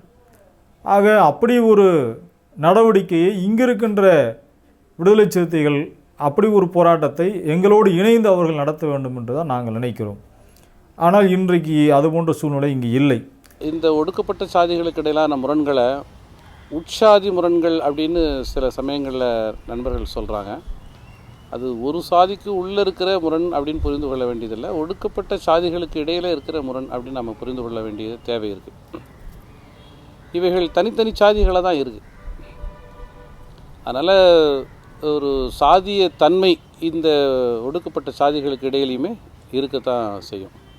இன்றைக்கி ஒடுக்கப்பட்ட சாதிகளுக்கு இடையில் ஏன் இந்த முரண்கள் வலிமை பெறுதுன்னா, இந்துத்துவ பார்ப்பனிய மேலாதிக்க சக்திகள் ஒடுக்கப்பட்ட சாதிகளுக்கு மத்தியில் ஊடுருவி அவங்களுக்கு மத்தியில் ஒரு விதமான ஒரு சாதி பெருமையை உருவாக்கக்கூடிய உரையாடலை வலுவாக கட்டமைக்கிறாங்க. வெளிப்படையாக அல்லது மறைமுகமாக பல முனைகளிலிருந்து உருவாக்கப்படுது. அவங்கள பொறுத்தவரையில் ஒடுக்கப்பட்ட சாதிகள் ஒவ்வொரு சாதியும் தனித்தனியாக தங்களை வந்து ஒரு பெருமைக்குரிய சாதிகளாக உணரணுங்கிறது அவங்களுடைய அஜெண்டாவாக இருக்குது. இப்போ நம்மை பொறுத்தவரையில் எனக்கு இந்து மத நம்பிக்கை இல்லை அப்படின்னா எனக்கு சாதி நம்பிக்கையும் இல்லை, சாதி நம்பிக்கை இல்லைன்னா என்னை சாதியற்றவன் என்று என்னை உணர்வதிலிருந்து தான் நான் ஒரு சாதி ஒழிப்புக்கான போராட்டத்தை முன்னெடுத்து கொண்டு செல்ல முடியும். பல்லர், பறையர், அருந்ததியர் என்கிற இந்த 3 பிரிவுகள் இருக்கிறது என்று சொன்னால், இவர்களுக்குள் எப்பொழுது கொடுக்கல் வாங்கல் திருமண உறவுகள் இல்லையோ, அப்படி இல்லை என்று சொன்னால் இவர்கள் ஒவ்வொருவரும் தனித்தனி சாதியாகத்தான் கருதப்படுகிற ஒரு சூழல் இன்றைக்கு இருக்கிறது. ஆதிக்க சாதியினர் செய்கிற வன்கொடுமையாவது அதாவது அவங்களுக்கு ஏதோ ஒரு ஒரு ஒரு ஏதோ ஒரு இந்த சாக்கு போக்காவது சொல்லலாம். ஏன்னா இங்கே நமக்கிட்ட இருக்க இலக்கியம் எல்லாம் வந்து அவங்கள வந்து தூக்கி பிடிச்சி வச்சு நீங்கள் இப்படி நான் அப்படி அப்படின்னு சொல்லி சினிமாக்கள்லேருந்து கலையிலேருந்து எல்லாம் அவங்கள வந்து உயர்த்தி சொல்லி அது மாதிரி இந்து மத தத்துவங்கள் வந்து அவங்களுக்கு கை கொடுக்குது. பல்லர்களும் பறையர்களும் செய்கிற வன்கொடுமைகளுக்கு இந்த மாதிரியான நியாயங்கள் கூட இல்லை. ஏன்னா இவங்களும் வந்து சாதி இந்துக்களாலும் இந்து சாஸ்திரங்களாலும் அவுட்காஸ்ட் அப்படின்னு தள்ளி வைக்கப்பட்டவங்க தான். அப்போ இந்த சூழலில் இவங்க ஏன் வந்து இந்த மாதிரியான விஷயங்களில் ஈடுபடுறாங்க அப்படின்னு பார்த்தீங்கன்னா, அதுக்கு வந்து ரொம்ப டீப் ரூட்டட், ரொம்ப நீண்ட காலமாக தொடர்கிற சில விஷயங்கள் இருக்குது. அதுலேயும் குறிப்பாக வந்து 1900, அதாவது போன 20ஆம் நூற்றாண்டுடைய தொடக்க வருஷங்கள்லேருந்து இந்த மாதிரியான போக்குகளுக்கான விதை ஊன்றப்பட்டதாக நாம் நினைக்க வேண்டியதாக இருக்குது. கலோனியல் ஹிஸ்டாரியன்ஸ்ன்ற பேரில் இருந்த அன்றைக்கு இருந்த எஸ்டாப்ளிஷ்மெண்ட்டோட ஒரு பகுதியாக இருந்தவங்க அன்றைக்கு வந்து செஞ்ச ஒரு வேலையை இன்றைக்கி இவங்க அடுத்த கட்டத்துக்கு எடுத்துகிட்டு போகிறாங்க அப்படின்னு சொல்லலாம். இந்த செவரு கட்டி எவ்வளோ நாள் ஆச்சு? இது 2 வருஷம் ஆச்சு சார்.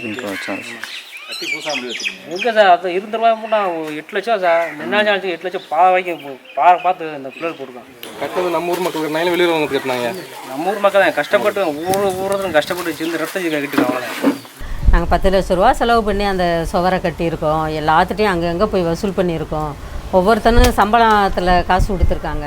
அப்படிங்கிற மாதிரியான அவர் என்ன கஷ்டப்பட்டாங்களோ அந்த சுவரை கட்டுறதுக்கு, அந்த விஷயத்தை தான் அவங்களும் சொல்கிறாங்க. அது இடிச்சிடப்படாதக்கூடாது அப்படிங்கிற மாதிரியான விஷயத்தில் அவங்க பேசுகிறாங்க. ஆனால் ஒருத்தருக்கு பாதிப்பாக அந்த சுவர் வந்து இன்னொரு சமூகமே வரக்கூடாது அப்படிங்கிற அளவுக்கு அது தடுப்பணை போடக்கூடிய சுவராக அந்த சுவர் இருக்கணும்னா அதில் இருக்கணும்னு அவசியம்லாம் கிடையாது. அந்த சுவர்லெல்லாம் பிஆர்னு எழுதி வச்சுருக்கீங்களே, ஏன் எழுதி வச்சுருக்கீங்க அப்படின்னு கேட்டதுக்கு, சின்ன பையங்க எழுதிட்டாங்க அப்படின்னாங்க. அப்போ சின்ன பசங்க எழுதிட்டாங்கன்னா பெரியவங்க பிரச்சனை ஆகும் பொழுது பெரியவங்க அதை அழிச்சிடணும்ல, ஏன் அழிக்காமலே வச்சுருக்கீங்க அப்படின்னு வந்து கேட்டதுக்கு பதில் இல்லை. பறையரின மக்கள் மத்தியில் இருந்து பெண்கள் பேசும் பொழுது இதை பேசுனாங்க. எங்களுக்கு நாங்கள் ரொம்ப காலமாக வந்து இந்த சண்டைக்கு முன்னாடி நாங்கள் வந்து அண்ணன் தம்பியாக அக்கா தங்கச்சியாக தான் நாங்கள் வந்து பழகியிருக்கோம். ஒரே இடத்துல வேலை செய்வோம், அந்யோன்யமாக இருந்திருக்கோம். அதே மாதிரியான ஒரு சுமூகமான சூழல் எங்களுக்கு இந்த ஊருக்குள்ளே வரணும். நாங்கள் எதிர்க்கிறவங்க வேறு ஒருத்தவங்களா, வேறு அதிகார வர்க்கத்தில் இருக்கிறவங்க இருக்காங்க, எங்களை ஒடுக்கிக்கிட்டு இருக்கிறவங்க, நான் நின்னா தீட்டு, செரு போடக்கூடாது, சட்டை போடக்கூடாது, துண்டு போடக்கூடாதுன்னு சொல்கிற இன்னொரு சமூகத்தை நோக்கி நாங்கள் 2 பேரும் சேர்ந்து போராட்டம் நடத்தணும். அது இல்லாமல் எங்களுக்குள்ளே நாங்கள் சண்டை போட்டுக்கிட்டு இருக்கிற ஒரு சூழல் இல்லாமல் சுமூகமாக கொண்டு வரணும். அதனால் எங்கள் பகுதிக்குள்ளேயும் பறையரின பகுதியை சார்ந்த பசங்களும் வேறு விதமாக சிந்திக்கிறவங்களாக இருக்காங்க, அந்த பக்கத்தில் இருக்கிறவங்களும் வேறு விதமாக சிந்திக்கிறவங்களாக இருக்காங்க. இந்த நிலைமையை மாற்றி ஒரு சுமூகமான சூழலுக்கு கொண்டு வரணும் அப்படின்னு பெண்கள் பேசுனாங்க. அவங்க எப்படி சொல்கிறாங்கன்னு நினச்சிங்க, எங்களுக்கு வந்து மேலிடத்துல ஆளுங்க இருக்காங்க, அதனால் உங்களுக்கு யார் இருக்கிறது, உங்களுக்கு யார் வருவாங்க முன்னுக்கு, எங்களுக்கு இருக்காங்க, எங்களுக்கு வருவாங்க, அவங்க தான் செய்வாங்கன்னு சொல்லையில் அப்போ நாங்கள் சந்தேகப்பட வேண்டியது தான் இருக்குது. எவிடன்ஸ் கரியர் அவருக்கு இருக்கும்போது கோட்டை சவர் இருந்தால் இருக்கட்டும் அப்படின்னு சொன்னார். நம்மளாம் அண்ணன் தம்பி தானே, பேசி முடிப்போம், இருந்தால் இருக்கட்டும் சொன்னார். கோட்டை சவர் இருக்கக்கூடாது, தீண்டாமை சவரில் எதுக்கு இருக்கணும், நீங்கள் பேசுறது என்ன அப்படி பேசிக்கிட்டு இருக்குங்க, தீண்டாமை சவர் இது கோட்டை சவர் இல்லை, தீண்டாமை சவர். அதனால் வந்து கரியர் நீங்கள் தயவு செய்து தலைவரே நீங்கள் பேசுறது தப்பாக பேசுகிறீங்க, பேச்ச முடிச்சுக்குங்கன்னு சொல்லிட்டேன். அவர் பேசாமல் 2 வார்த்தை பேசாமல் போயிட்டார். அவர் வந்து இடிக்க முடியாத மாதிரி பேசுகிறாரு எங்கிட்ட. அப்போ அவர் என்ன நினைக்கிறார், அவர் ஜாதி அடிப்படையில் தான் பேசுகிறாரு. எங்களுக்கு வந்து அது ஒத்து வரல, நியாயமான கருத்தை வந்து உடைச்சே ஆகணும். So therefore, it is not very surprising if the Parayars of Sandayur, if they are discriminating against the Adinthayars, it is not surprising because they are also have become the followers of the caste system. They are doing this because they have the psychology or mentality of caste system. But the Constitution of India and the people who are suffering, in fact, at the lower rungs of the caste system, including the Parayars, they all want they should want the caste system to be broken down. They should want the annihilation of caste system, where every caste, every individual are on the same plane. நீங்கள் இதனோட தொடர்ச்சியாக பார்த்தீங்கன்னா இன்றைக்கி வந்து உள்ள சொல்லாடலில் இவங்கெல்லாம் தெலுங்கர்கள், வந்தேரிகள் அப்படின்ற ஒரு சொல்லாடல் அழுத்தப்பட்டிருக்கு. ஆனால் துரதிர்ஷ்டமான உண்மை என்னன்னு கேட்டிங்கன்னா, இவங்க தமிழ்நாட்டிலேருந்து பிற மாநிலங்களில் போய் வந்தேரிகளாக இன்றைக்கி மலம் அள்ளிக்கிட்டு போய் எழுதிட்டு உட்காந்துருக்காங்க. இதுதான் வந்து இன்றைக்கி உள்ள யதார்த்தமான உண்மை. நீங்கள் பக்கத்தில் உள்ள ஆந்திராவுக்கு போனீங்கனாலோ அல்லது கர்நாடகாவுக்கு போனீங்கனாலோ அல்லது கேரளா மாதிரியான மாநிலங்கள் போனாலோ அல்லது இலங்கைக்கு போனாலோ எங்கே போனீங்கனாலும் இங்கே இந்த அருந்ததியர்கள் வந்து பெரிய அளவில் துப்புரவு தொழிலாளர்களாக, கூலி தொழிலாளர்களாக வந்து புலம்பெயர்ந்து அங்கே வாடிக்கிட்டு இருக்காங்க. இவங்க என்ன சொல்லிகிட்டு இருக்காங்க, இங்கே உள்ள அறிவாளிகளும் இன்டலெக்சுவல்களும் மற்ற ஹிஸ்டாரியன்ஸும் எல்லாம் சொல்லிகிட்டு இருக்காங்கன்னா, இவங்க ஆந்திராவிலேருந்து தமிழ்நாட்டுக்கு வெளியே வந்தாங்கன்னு சொல்லி. ஆனால் ஆந்திராவில் இவங்களை இப்போ இவளை பற்றின எந்த ஆதாரமும் எந்த விஷயமும் கிடையாது. இப்போ அது தொடர்பான ஆய்வுகள் வந்து நடந்துக்கிட்டு இருக்குது, அது வரும். ஆனால் இவங்க எந்த ஆதாரத்தின் அடிப்படையில் இவங்க வந்தேரிகள்னு சொல்கிறாங்கன்னு கேட்டிங்கன்னா ஒரு ஆதாரம் வைக்க மாட்டான். நீ பேசுகிறது தெலுங்கு மாதிரி இருக்குது அல்லது தெலுங்காக இருக்குது, அதனால் நீ வந்தேரி அப்படின்னு சொல்லிகிட்டு இருக்காங்க. இப்போது இந்த விஷயங்களை வந்து இதை வந்து ஒரு அருந்ததி சரி அப்படி தான் அதை தான் ஒழுங்காக எவனாவது ஆய்வு பண்ணி இல்லைப்பா நீ வந்தேரி தான்ப்பான்னு அப்படி எவனா சொல்லியிருக்கான்னு கேட்டால் அப்படியும் எவனும் சொல்கிறதில்ல. கொஞ்சம் லேசாக மெனக்கிட்டாலே தெரிஞ்சிடும், இல்லை இவங்க சொல்கிறது எல்லாமே ரொம்ப ஹம்பக்கு முட்டாள்தனமானது, அறிவியலுக்கும் உண்மைக்கும் புறம்பான ஒரு விஷயத்த சொல்கிறோம் அப்படிங்கிறது கொஞ்சம் லேசாக ஆய்வு பண்ணாலே தெரிஞ்சிடும். அதுக்கு யாருமே தயாரில்லை. ஆனால் இதுக்கு வந்து வேறு எந்த சால்ஜாப்பும் சொல்ல முடியாது, வேறு எந்த நியாயமும் சொல்ல முடியாது. இப்படி சொல்கிறதுக்கு வந்து சாதிய மனப்பான்மை தான் காரணமாக இருக்கும். இந்த சாதியம் வந்து அருந்ததியர்களை தவிர எல்லாருக்கும் இருக்குது. அதில் இடசாதிகள் அடக்கம், பட்டியலின சாதிகள் அடக்கம், எல்லாரும் அடக்கம். பெரும்பாலான பிரச்சனை என்னென்னா, இந்த மக்களுக்கு பாதுகாப்பு தருகிற முன்னணி தலைவர்கள் மத்தியிலேயே இந்த புரிதல் வந்து ரொம்ப ஒரு சரியான புரிதல் இல்லாத நிலையை நம்ம பார்க்குறோம். அப்போ இந்த புரிதலை வந்து முன்னணி தலைவர்கள், முன்னணி பொறுப்பாளர்கள், இந்த சமூகத்தை வழிநடத்தக்கூடிய இடத்தில் இருக்கக்கூடிய இளைஞர்கள் பெற்றுக்கொள்ள வேண்டிய ஒரு தேவை இருக்குது. இந்த போராட்டம் என்பது சாதி ஒழிப்புக்கான போராட்டம் தான் அப்படின்னு இவங்க புரிந்து கொள்ள வேண்டிய ஒரு தேவை இருக்குது.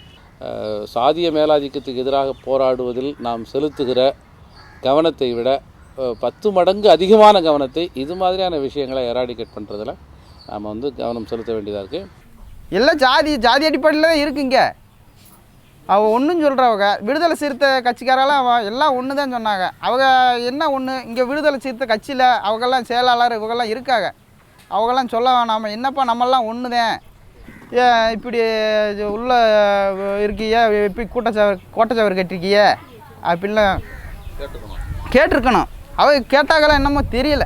கடைசி கேள்வியை கேட்குறாங்க, கேள்வியை கடைசியில் கேட்குறாங்க. அப்போ எங்களையே குழப்பி விட்டுட்டு அந்த திருமாவளவு கட்சிக்காரவங்க தான் அப்படி குழப்பி விட்றாங்க. பறையர் சமுதாயத்தில் அவங்களுக்கு தான் அவங்க பேசுனாங்க, இந்த கோட்டை சவரை எடுக்கக்கூடாது இருக்கட்டும் அப்படின்னு சொல்லி அந்த முடிவில் தான் அவங்க பேசுனாங்க. அவங்க எங்களுக்குன்னு பேசுகிறதுக்கு வரல. எங்கள் தலைவர் எதுவும் பேசலை, அவர் வாட்டுக்கு உக்காந்துட்டு தான் இருந்தார்.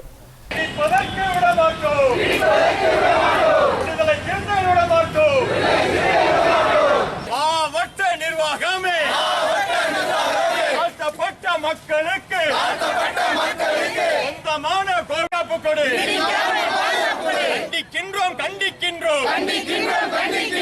விடுதலை சிறுத்தை உண்மையாகவே தாழ்த்தப்பட்ட விடுதலை நேசிச்சா, தாழ்த்தப்பட்ட மக்களுக்காக போராடு உண்மையாக இருந்தால் என்ன செஞ்சுருக்கணும்? அவங்க போய் அங்கே உட்காந்து பறையர் சமூகத்தை பார்த்து நீங்கள் செவரு கட்டினது தப்பு, உங்களுக்கு இந்த இடம் சொந்தம் இல்லை, அவங்களுக்கும் சொந்தம் இல்லை, இது புறம்போக்கு இடம், இந்த இடத்துல வந்து சக்கிலியர்கள் வரக்கூடாது என்று சொல்லி நீங்கள் செவரு கட்டுவது தப்பு, செவரை இடிங்கன்னு எடுத்துருந்தாங்கன்னா மனப்பூர்வமாக விடுதலை சிறுத்தையில் வரவேற்கலாம். ஆனால் அங்கே நடக்கலை. இங்கே வந்து சக்கிலியர் மக்களுடைய தீண்டாமை செவரு இருக்குது, அவங்க போராட்டம் நடத்தி மாவட்ட ஆட்சியர் முற்றுகையிட்டால் விடுதலை சிறுத்தை வந்து மனு கொடுக்குறாங்க, இல்லை எங்கள் பாதுகாப்பாக கட்டியிருக்கோம். அவங்க சொல்கிற விஷயம் என்னென்னா, இந்த 15 பறையர் சமூகத்துக்கு பாதுகாப்புக்காக தான் நாங்கள் தீண்டாமை செவரை கட்டுறோம், இந்த செவரை கட்டியிருக்கோன்னு சொல்கிறாங்க. யார்கிட்ட பாதுகாப்பு? வன்னியை டெய்லி வந்து பிடிச்சே கொளுத்திக்கிட்டு இருக்கான். அவனுக்கு பாதுகாப்புக்கு நீங்கள் என்ன நடவடிக்கை எடுத்தீங்க? இங்கே தென் மாவட்டத்தில் கல்லர்கள் வந்து பல்லர்கள் மீது தொடர் தாக்குதல் நடத்திக்கிட்டு இருக்கான். அவன்கிட்ட பாதுகாப்பு என்ன செஞ்சீங்க? எதுவுமே இல்லை. ஆனால் எப்போவுமே இங்கே சாதிய மனநிலை பார்ப்பனியும் மேலோங்கி தான் இருக்குது. இந்த பிரச்சனை முன்வைத்தாவது தலித்துகளுக்குள் இருக்கின்ற இது போன்ற முரண்பாடுகளை வெளிப்படையாக பேசுவதற்கு தலித் தலைவர்கள் வெளியே முன்வர வேண்டும். அதாவது தலித் தலைவர்கள் என்று அவர்கள் தங்களை பேசுகின்ற தலைவர்களைத்தான் நாங்கள் சொல்லுகிறோம். ஒரு குறிப்பிட்ட சாதியினுடைய தலைவர் என்று யாராவது சொன்னார்கள் என்று சொன்னால் அவர்களை பற்றி நாம் கேள்வி கேட்க முடியாது. நான் ஒட்டுமொத்த தலித் மக்களுக்காக நாங்கள் வேலை செய்கிறோம் என்று சொல்பவர்கள், அல்லது சாதி ஒழிப்பை பற்றி பேசக்கூடியவர்கள், சாதி ஒழிப்புக்காக நாங்கள் நிற்கிறோம் என்று சொல்லக்கூடியவர்கள், அவர்கள் இந்த பிரச்சனைக்கு முடிவு கொண்டு வருவதற்கு அவர்கள் முன்வர வேண்டும். அப்பொழுது அப்படி வெளிவந்தால்தான் இந்த பிரச்சனைகள் என்பது தீர்க்கப்படும். ஏனென்று சொன்னால் இது வெளியே பேசுகிறதே அசிங்கம் அப்படின்னு ஒரு சிலர் நினைக்கிறாங்க. நமக்கு உள்ளே இருக்கக்கூடிய பிரச்சனை இதை வெளியே பேசுனாலே நமக்கு கேவலம் அப்படிங்கிற மாதிரி சில பேர் நினைக்கிறாங்க. அது ஒரு தவறான ஒரு பார்வை. எந்த பிரச்சனையும் வெளிப்படையாக பேசாமல் எந்த தீர்வும் ஆகாது. It's almost saying that no, I'm my husband, I can beat my own wife and nobody should intervene. So such kind of in fact making things as internal and others should not intervene is in fact another way of saying that we will continue discrimination and you should not bother about that. So there is no such thing called as, in fact, no hard discrimination and soft discrimination. A discrimination is a discrimination. So therefore, one cannot say that, in fact, no, you cannot comment on this. See, anybody who is a Democrat, anybody who is opposing the caste system must definitely take a position saying that anything that divides people is not beneficial for the society. யாரோ சொல்லி யாரோ விமர்சிக்கிறாங்க என்பதற்காக அல்ல, மனப்பூர்வமாக மனம் நிறைவாக நான் வந்து சாதி ஒழிப்புக்காக போராடுறேன்னா எந்த சமூகத்தை வழிநடத்தணும் அந்த சமூகத்துக்கு மத்தியிலையும் ஒரு சாதி பெருமையோ சாதிய உணர்வு கூட இருந்துடக்கூடாது. அது இருந்தால் வந்து இந்த போராட்டத்தை என்னால் வலிமையாக கொண்டு போக முடியாது அப்படிங்கிற உணர்வோடு நம்ம சரி செய்ய வேண்டிய தேவை இருக்குது. So all this happens because of the casteist mentality, because people are unaware. They somehow feel that it is natural that they are born into the caste and they have to keep up the prestige of the caste. The prestige of the caste is on the other way is inequality perpetuating. So we need to, in fact, make people aware, both sides, that it is inequality that you are perpetuating, and if you do this particular thing, naturally you will strengthen the caste system. We have a responsibility to explain people that this is bad. இந்த இடத்துல வந்து இதே இடத்துல 40 வீடு பறை வீடாக இருந்து 15 வீடு சக்கிலி வீடாக இருந்துச்சுன்னா அந்த ஊரில் சக்கிலியர் குடியிருக்க முடியுமா? ஊரை விட்டு அடித்து விரட்டிடுவாங்க, அவங்க சொத்தெல்லாம் அபகரிச்சிருவாங்க. யாராக இருந்தாலும் தப்பு தான். யார் செஞ்சாலும் சக்கிலியர்களே போய் ஒரு 10 வீடு பறையர் வீடு இருக்குது, 100 வீடு சக்கிலி வீடு இருக்குது, 100 சக்கிலி வீடு சேர்ந்து 10 பறையர் வீடு ஒடுக்கினாலும் தப்புன்னு தான் நம்ம சொல்லணும். இல்லை பல்லருக்கு 500 வீடு இருந்து 10 வீடுகளில் பறையர்கள் தக்கினாலும் பல்லர்கள் செய்து தவறுன்னு தான் நான் வைக்கணும். அதை விட்டுட்டு பறையர் சமூகம் செய்தால் சரி, அதை பற்றி பேசக்கூடாது அப்படின்ற போக்கு தான் தமிழ்நாட்டில் தொடர்ச்சியாக இருந்திருக்கு. இன்னும் தலித்துன்ற ஒரு மாயா வந்து இன்றைக்கி வந்து தாழ்த்தப்பட்ட மக்கள் அறிவியல் மக்கள் தொடர்ச்சியாக தலித்துன்ற வார்த்தை தான் பெரும்பாலும் ஒடுக்குதாக நான் நினைக்கிறேன். ஏன்னா தாழ்த்தப்பட்ட ஒரு விடுதலை என்று எல்லாத்துலேயும் மக்களையும் திரட்டிக்கிட்டு முழுக்க அது பறையர் மக்களுக்கான விடுதலைக்கான இயக்கமாகவே மாறி நின்றுக்கிட்டு இருக்கு. தலித் எழுத்தாளர்கள், தலித் படைப்பாளிகள் என்று சொல்லுபவர்கள் கூட இந்த பிரச்சனையில் மௌனம் காப்பது என்பது உண்மையாகவே ஒரு மிகப்பெரிய ஒரு கேள்வியை இங்கே எழுப்புகிறது என்று சொன்னால், இது போன்ற மௌனம்தான் ஆதிக்க சமூகங்கள் பல நேரங்களில் இப்படித்தான் ஒரு மௌனம் காக்கிறார்கள். ஒரு சாதி இந்த ஒரு வன்கொடுமையில் ஈடுபடுறான்னா ஒரு மற்ற சாதியினர் எல்லாம் அல்லது குறிப்பாக இப்போ இடதுசாரிகள் அல்லது பெரியாரிசவாதிகள், தலித்துகள், இந்த மாதிரியான நட்பு சக்திகள் வந்து இதுக்கு நிற்கிறாங்க சாதி இந்துக்கள் வன்கொடுமைகள் பண்ணால். ஆனால் பட்டியலின சாதிகள் வன்கொடுமை பண்ணால் நம்ம ஊரில் உள்ள இடதுசாரிகளும் பெரியாரியவாதிகளும் அவங்களையும் குறிப்பிட்டு சொல்லணும், முக்கியமாக பெரியாரியவாதிகள் சொல்லணும். ஏன்னா இவங்கெல்லாம் வந்து பெரியார் மாதிரியான ஒரு ஒரு ஒரு நோக்கோடு இருக்கலை அப்படிங்கிறது தான் இவங்க நிரூபிச்சுக்கிட்டே இருக்காங்க. இப்போ சொல்லப்போனால் அருந்ததிகளாவது கொஞ்சம் ஓரளவு கேதர் ஆகிட்டு இருக்கிறதுனால இந்த மாதிரியான விஷயங்கள் வெளியவாது வருது. குதிரை வெண்ணார்கள் மீது நடத்தப்படுற வன்முறைகள் வெளியே வரவே இல்லை. ஏன்னா அவங்க எண்ணிக்கை அவங்களுக்கு இல்லை. அது மாதிரி நமக்கு இருக்கிற குறைந்தபட்ச வசதிகள் கூட அவங்களுக்கு இல்லை. இப்போ இந்த விஷயங்களெல்லாம் நாம் இந்த விஷயங்களை முன்னெடுக்கிறது வெறும் அருந்ததியர்களுக்காக மட்டும் இல்லை அப்படிங்கிற ஒரு விஷயத்த இந்த இடத்துல முன்வைக்கிறோம். குதிரை வண்ணார்கள், இருளர்கள், இந்த மாதிரி மினிஸ்கல் மைனாரிட்டியாக இருக்கிற அவங்க உண்மையிலே ஒரு பாதுகாப்பு தேவைப்படுற சமூகமாக அவங்க தான் இருக்காங்க. முதல்ல வந்து இந்த சுவரை இடிக்கணும்னு சொல்லி நாங்கள் போராட்டங்கள் நடத்துகின்ற அந்த சூழ்நிலையில் விடுதலை சிறுத்தைகள் ஒரு பேச்சுவார்த்தைக்காக வந்தாங்க. அதில் வந்துட்டு தீண்டாமொழி பின்னணி, விடுதலை சிறுத்தைகள், எவிடன்ஸ் கதிர், சிபிஎம்எல் மக்கள் விடுதலை, இவர்களோடு ஆதித்தமிழர் கட்சி இணைந்து அந்த பேச்சுவார்த்தை நாங்கள் நடத்தினோம். அந்த பேச்சுவார்த்தையினுடைய முடிவில் எந்த ஒரு உடன்பாட்டிற்கும் விடுதலை சிறுத்தைகள் ஒத்துழைப்பு கொடுக்கவில்லை. அவர்கள் சொன்னது ஒரு செங்கலை கூட நாங்கள் எடுக்க விடமாட்டோம் என்று தான் விடுதலை சிறுத்தைகள் சொன்னார்கள். ஆக அந்த அடிப்படையில் அந்த பேச்சுவார்த்தை முறிந்ததற்கு காரணம் விடுதலை சிறுத்தைகள் தான். அதனால் அந்த பேச்சுவார்த்தை முறிவு ஏற்பட்டதற்கு பிறகுதான் நாங்கள் நீதிமன்றத்தை நாடினோம்.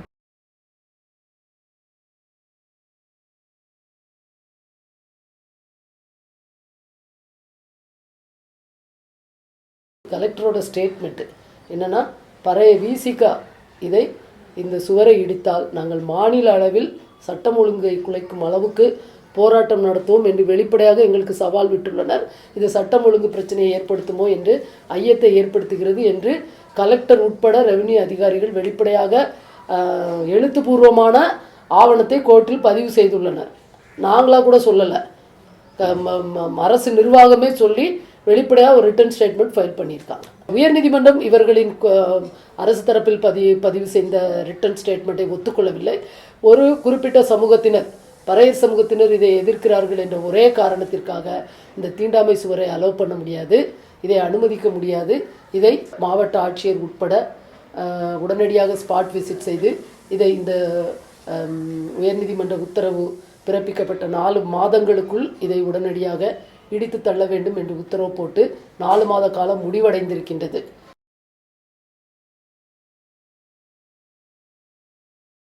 சாதிய கட்டுமானத்தில் யார் உயர்ந்தவர்களாக இருக்கிறார்களோ அவர்களுக்கு ஆதரவாகத்தான் அரசு இயந்திரம் செயல்படுகிறது. ஒரு பிராமணருக்கும் பிற்படுத்தப்பட்டவருக்கும் பிரச்சனை என்று சொன்னால் பிராமணர்களுக்கு ஆதரவாக அரசு இயந்திரம் நிற்கிறது. பிற்படுத்தப்பட்டவருக்கும் மிகவும் பிற்படுத்தப்பட்டவருக்கும் பிரச்சனை என்று சொன்னால் பிற்படுத்தப்பட்டவர்களுக்கு ஆதரவாக நிற்கிறது. தாழ்த்தப்பட்டவர்களுக்குள்ளேயே பல்லர்களுக்கும் பறையருக்கும் பிரச்சனை என்று சொன்னால் பல்லர் பக்கம் நிற்கிறது. பறையருக்கும் அருந்ததியருக்கும் பிரச்சனை என்று சொன்னால் பறையர் பக்கம் நிற்கிறது. இதுதான் அரசு இயந்திரத்தினுடைய கேரக்டர், குணாதிசயம் என்பது அதுதான். ஆக ஒரு ஆதிக்க சாதி அல்லது ஆதிக்க வர்க்கம் என்பதனுடைய ஒரு அடிவருடிகளாகத்தான் அரசு இயந்திரங்கள் இதுவரைக்கும் செயல்பட்டு கொண்டிருக்கிறது. அந்த அடிப்படையில் சந்தையூரிலும் அது விதிவிலக்கு என்பது அல்ல. கலெக்டரு ஒரு மனு கொடுக்க போயெல்லாம் ஒரு ட்ரிப்பும் எடுக்கலை. அடுத்து திருப்பி நாங்கள் ஒரு 140 பேர் முற்றுகை போராட்டம் எடுத்தோம். அன்றைக்கி 140 பேர் கைதி ஆகின பிறகு அன்றைக்கி தான் அதுக்கு பிறகு தான் கலெக்டருக்கே வந்து அந்த பிரச்சனை கூடியதே தெரியுது. ஹைகோர்ட் ஆர்டர் வாங்கும்போது நானும் தலைவர் விடுதலை வீரன், மாவட்ட செயலாளர் முருகன் எல்லாருமே நாங்கள் போய் பேசுகிறோம். யார்கிட்ட பேசுகிறோம்னா கலெக்டர்கிட்ட பேசுகிறோம். கலெக்டர்கிட்ட பேசும்போது கலெக்டர் என்ன சொல்கிறாரு, நீங்கள் போங்க சரியான முடிவு வந்து நீங்கள் டேட் இருக்குன்னா டேட் அந்த டேட் பிறகு நாங்கள் வருஷத்துக்கு போகிறோம் கலெக்டர் வீட்டில் போய் பேசுகிறோம், மங்களாவில் பேசுகிறோம். நீங்கள் போங்க நாங்கள் இடிச்சு கொடுத்துருவோம்னு சொல்கிறாங்க. இது வரைக்கும் கலெக்டர் போராட்டம் பண்ணியிருக்கோம், ஆடியோ போராட்டம் பண்ணியிருக்கோம், தாசில்தார் போராட்டம் பண்ணியிருக்கோம். கிட்டத்தட்ட கலெக்டர் ஒரு 10 வட்டம் போராட்டம் பண்ணியாச்சு. அகிம்சை முறையில் நாங்கள் போராட்டம் பண்ணிக்கிட்டே இருக்கோம். ஆனால் அந்த உத்தரவை இருக்கக்கூடிய வருவாய்த்துறை அதிகாரிகள், காவல்துறை அதிகாரிகள் காற்றில் பறக்க விடுகிறார்கள், உத்தரவை அவமானப்படுத்துகிறார்கள், நடைமுறைப்படுத்தவில்லை. இந்த நீதிமன்ற உத்தரவை அமுல்படுத்தாததை கண்டித்து நாங்களே நேரடியாக சுவரை இடிக்கச் செல்கிறோம் என்கிற அடிப்படையில் சுவரை இடிக்கும் போராட்டம் என்று ஆதித்தமிழர் கட்சி அறிவித்தது. எங்களோட தோழமையோடு தீண்டாமொழி முன்னணியும் கலந்து கொண்டது. ஆக நாங்கள் இப்படி நடத்துகிறோம் என்று சொன்னால் எதிர்த்தரப்பில் சுவரை பாதுகாக்கிற போராட்டம் என்கிற பெயரில் விடுதலை சிறுத்தைகள் ஒரு போராட்டத்தை நடத்துகிறார்கள். ஆக அப்படி ஒரு போராட்டத்தை நடத்த வேண்டிய அவசியமே அங்கு இல்லை. ஒருவேளை அவர்கள் தேவைப்பட்டால் அவர்கள் தனியாக வேறொரு நாளில் கூட அந்த போராட்டத்தை நடத்தி இருக்கலாம். நாங்கள் நடத்திய அந்த நாளிலேயே அவர்களும் எதிர்த்துருவமாக இருந்து ஒரு போராட்டத்தை நடத்துவது என்பது ஏதோ ஒரு தலித் அமைப்புக்கும் ஒரு இந்து தீவிரவாத அமைப்புக்குமான ஒரு போராட்டமாகத்தான் அந்த களம் என்பது அப்படிதான் இருந்தது. நாங்கள் 100 ஆண்டு காலமாக அங்கே ராஜகாளியம்மன் கோவிலை வழிபட்டு வருகின்றோம். இந்து அறநிலையத்துறையிலே அதற்கென்று கிராம பூசாரியை நிறுத்தி ஆகம விதி பிரகாரம் நாங்கள் வழிபட்டு வந்து கொண்டிருக்கின்றோம். இந்த நிலையிலே இந்த நிலையை இடிப்பு என்ற அந்த ஒரு நிலையை மாவட்ட ஆட்சித்தலைவர், குறிப்பாக பேரையூர் தாலுகாவினுடைய வட்ட ஆட்சியாளர் அந்த முடிவை எடுத்திருக்கின்றார்கள். எனவே அதை கண்டித்து சுவர் இடிக்கப்படுமேயானால், தாழ்த்தப்பட்ட மக்களுடைய அந்த கோவில் சுற்றுச்சுவர் இடிக்கப்படுமேயானால், தமிழகத்திலே இருக்கக்கூடிய 38,000 இந்து அறநிலையத்திற்கு சொந்தமான கோயில்களினுடைய நிலைகள் கேள்விக்குள்ளாகும். அனைத்து கோயில்களும் அரசு புறம்போக்கு இடத்திலும் நத்தம் பிறம்போக்கு இடத்திலும் தான் கிராமங்களில் இருந்து கொண்டிருக்கின்றது. 100 விழுக்காடு சாதி என்பது இந்துத்துவ சமய நம்பிக்கைகளின் அதை சார்ந்தது. அப்போ நாம் நம்மை இந்துக்களாக உணர்கிற போது மட்டும்தான் ஒருத்தன் வந்து தன்னை ஒரு சாதியாகவே உணர முடியும். அப்போ நாம் வந்து நம்மளை வந்து ஒரு பார்ப்பனிய அந்த மேலாதிக்க சக்திகளுக்கு எதிர் திசையில் நிறுத்தியிருக்கிறோமா, நாம் அந்த இந்துத்துவ அந்த சமய நம்பிக்கைகளிலிருந்து விடுபட்டிருக்கிறோமா? இந்த 2 கேள்விகளுக்கும் நாம் விடை காண வேண்டிய ஒரு தேவை.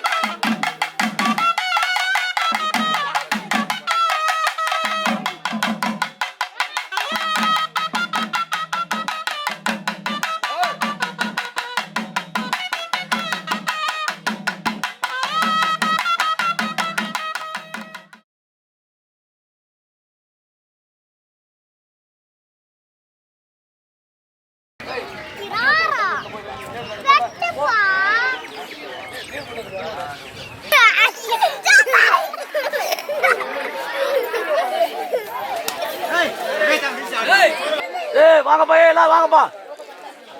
எல்லாரும் வாங்கப்பா. வா வா வா வா வா. ரெண்டரா இந்த ரெண்டரா பாங்க நடு ரெண்டரா. வாங்கப்பா.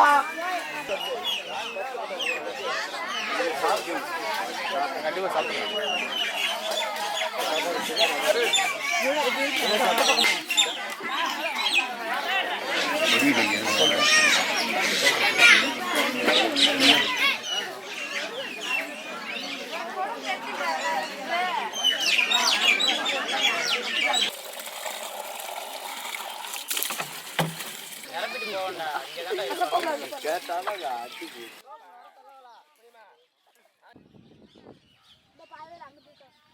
நமக்கு அரசு நம்ம ஆர்டர் வாங்கி கொடுத்து எந்த ஒரு நடவடிக்கை எடுக்கல. நம்ம இதுக்கு அந்த ஊரில் இருக்கணும்.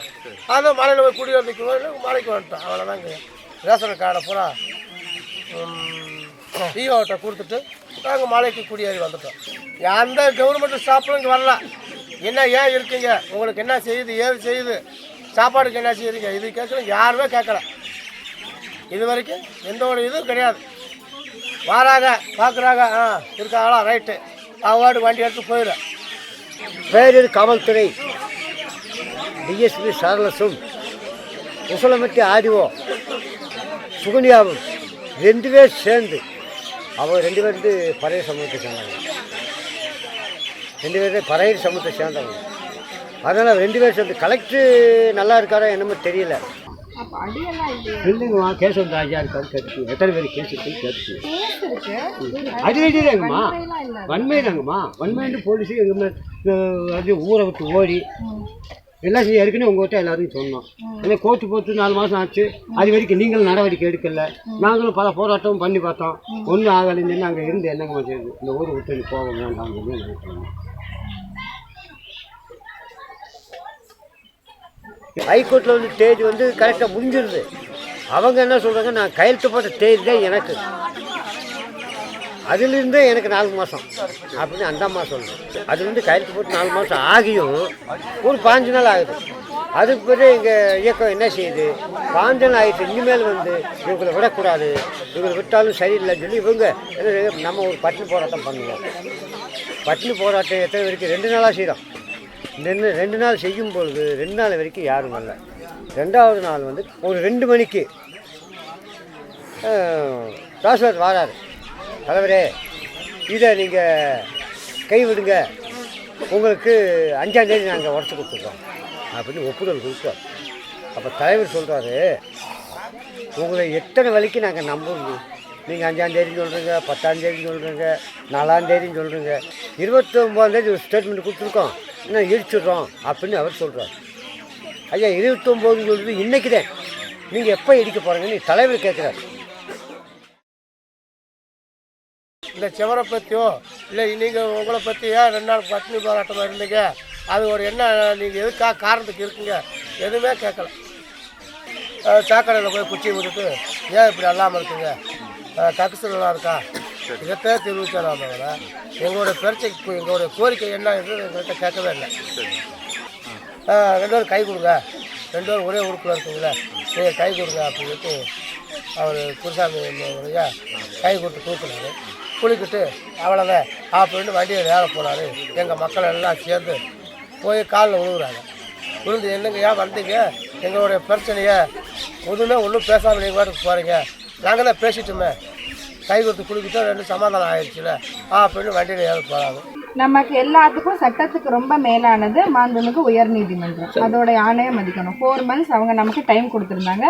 அதனால தான் 29ஆம் தேதி இடிக்கலாம் நோட்டீஸ் கொடுத்தோமா, இடிக்கலான்னு தானே நோட்டீஸ் கொடுத்தோம். வட்டாட்சியருங்க என்னன்னு கொடுத்தீங்க நோட்டீஸ், இடிக்கலான்னு தான் நோட்டீஸ் கொடுத்தோம். நாங்கள் இடிக்க மாட்டோம் எதுவுமே சொன்னதே கிடையாது. ஆஸ் பர் சட்டம் ரூல் என்னவோ அது அப்படியே செய்வோம் தான்.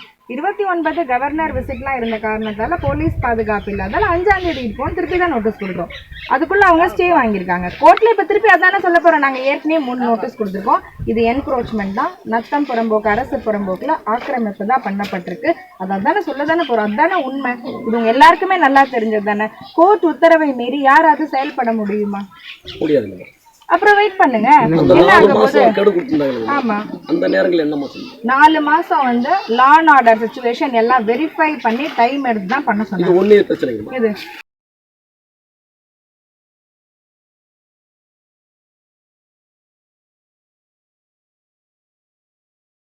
எங்கள் டார்ச்சலு இந்த ஆடியோவில் எங்கள் டார்ச்சலு ஏன் இங்கே இருக்கீங்க வர்றீங்களா இல்லையா? கோர்ட் ஆர்டர் அவர் ஸ்டே வாங்கிட்டாங்க. நீங்கள் வரலையா உங்களை கைது செய்வோம். ஏன் இங்கே இருக்கீங்க? வாங்க. ஏன் சார் மேடம் நாங்கள் ஆர்டர் 4 மாதம் ஆர்டர் வாங்கி கொடுத்து உங்கள் கையில் கொடுத்தோம். அன்றைக்கெல்லாம் நடவடிக்கை எடுக்கலை. இன்றைக்கி அவர் ஸ்டே வாங்கணும்னு எங்களை அரெஸ்ட் பண்ணுவீங்க. ஏன் இங்கே இருக்குன்னு எங்களை துன்புறுத்துறீங்க. சரி நாங்கள் அங்கே இல்லை, நாங்கள் கம்மாக்குள்ளே போய் இருந்துக்கிறோம் அப்படின்னு அங்கேருந்து இங்கே வந்தோம். வந்துட்டு வாட முன்ன பொதுப்பட்ட இடம். அந்த பொதுப்பட்ட இடம் எல்லாம் நீங்களும் பழங்குன்னு நீங்கள் உங்கள்கிட்ட யார் வந்தாலும் பழங்கட்டுன்னு சொல்லி நாங்கள் சொல்கிறோம். இடம் எங்களுக்கு கேட்கல. அது பொதுப்பட்ட இடத்த ஒரு ஆள் ஒரு தனி நபர் எடுக்கக்கூடாதுன்னு சொல்லி எங்கள் கோரிக்கை. அது எடுத்து நாங்கள் வருவோம். சரி, அது வரைக்கும் இங்கே தான் இருப்பீங்க? இங்கே தான் இருப்போம். இந்த மழை இந்த காற்றுலையும் இந்த பனியிலையும் கிடக்கு.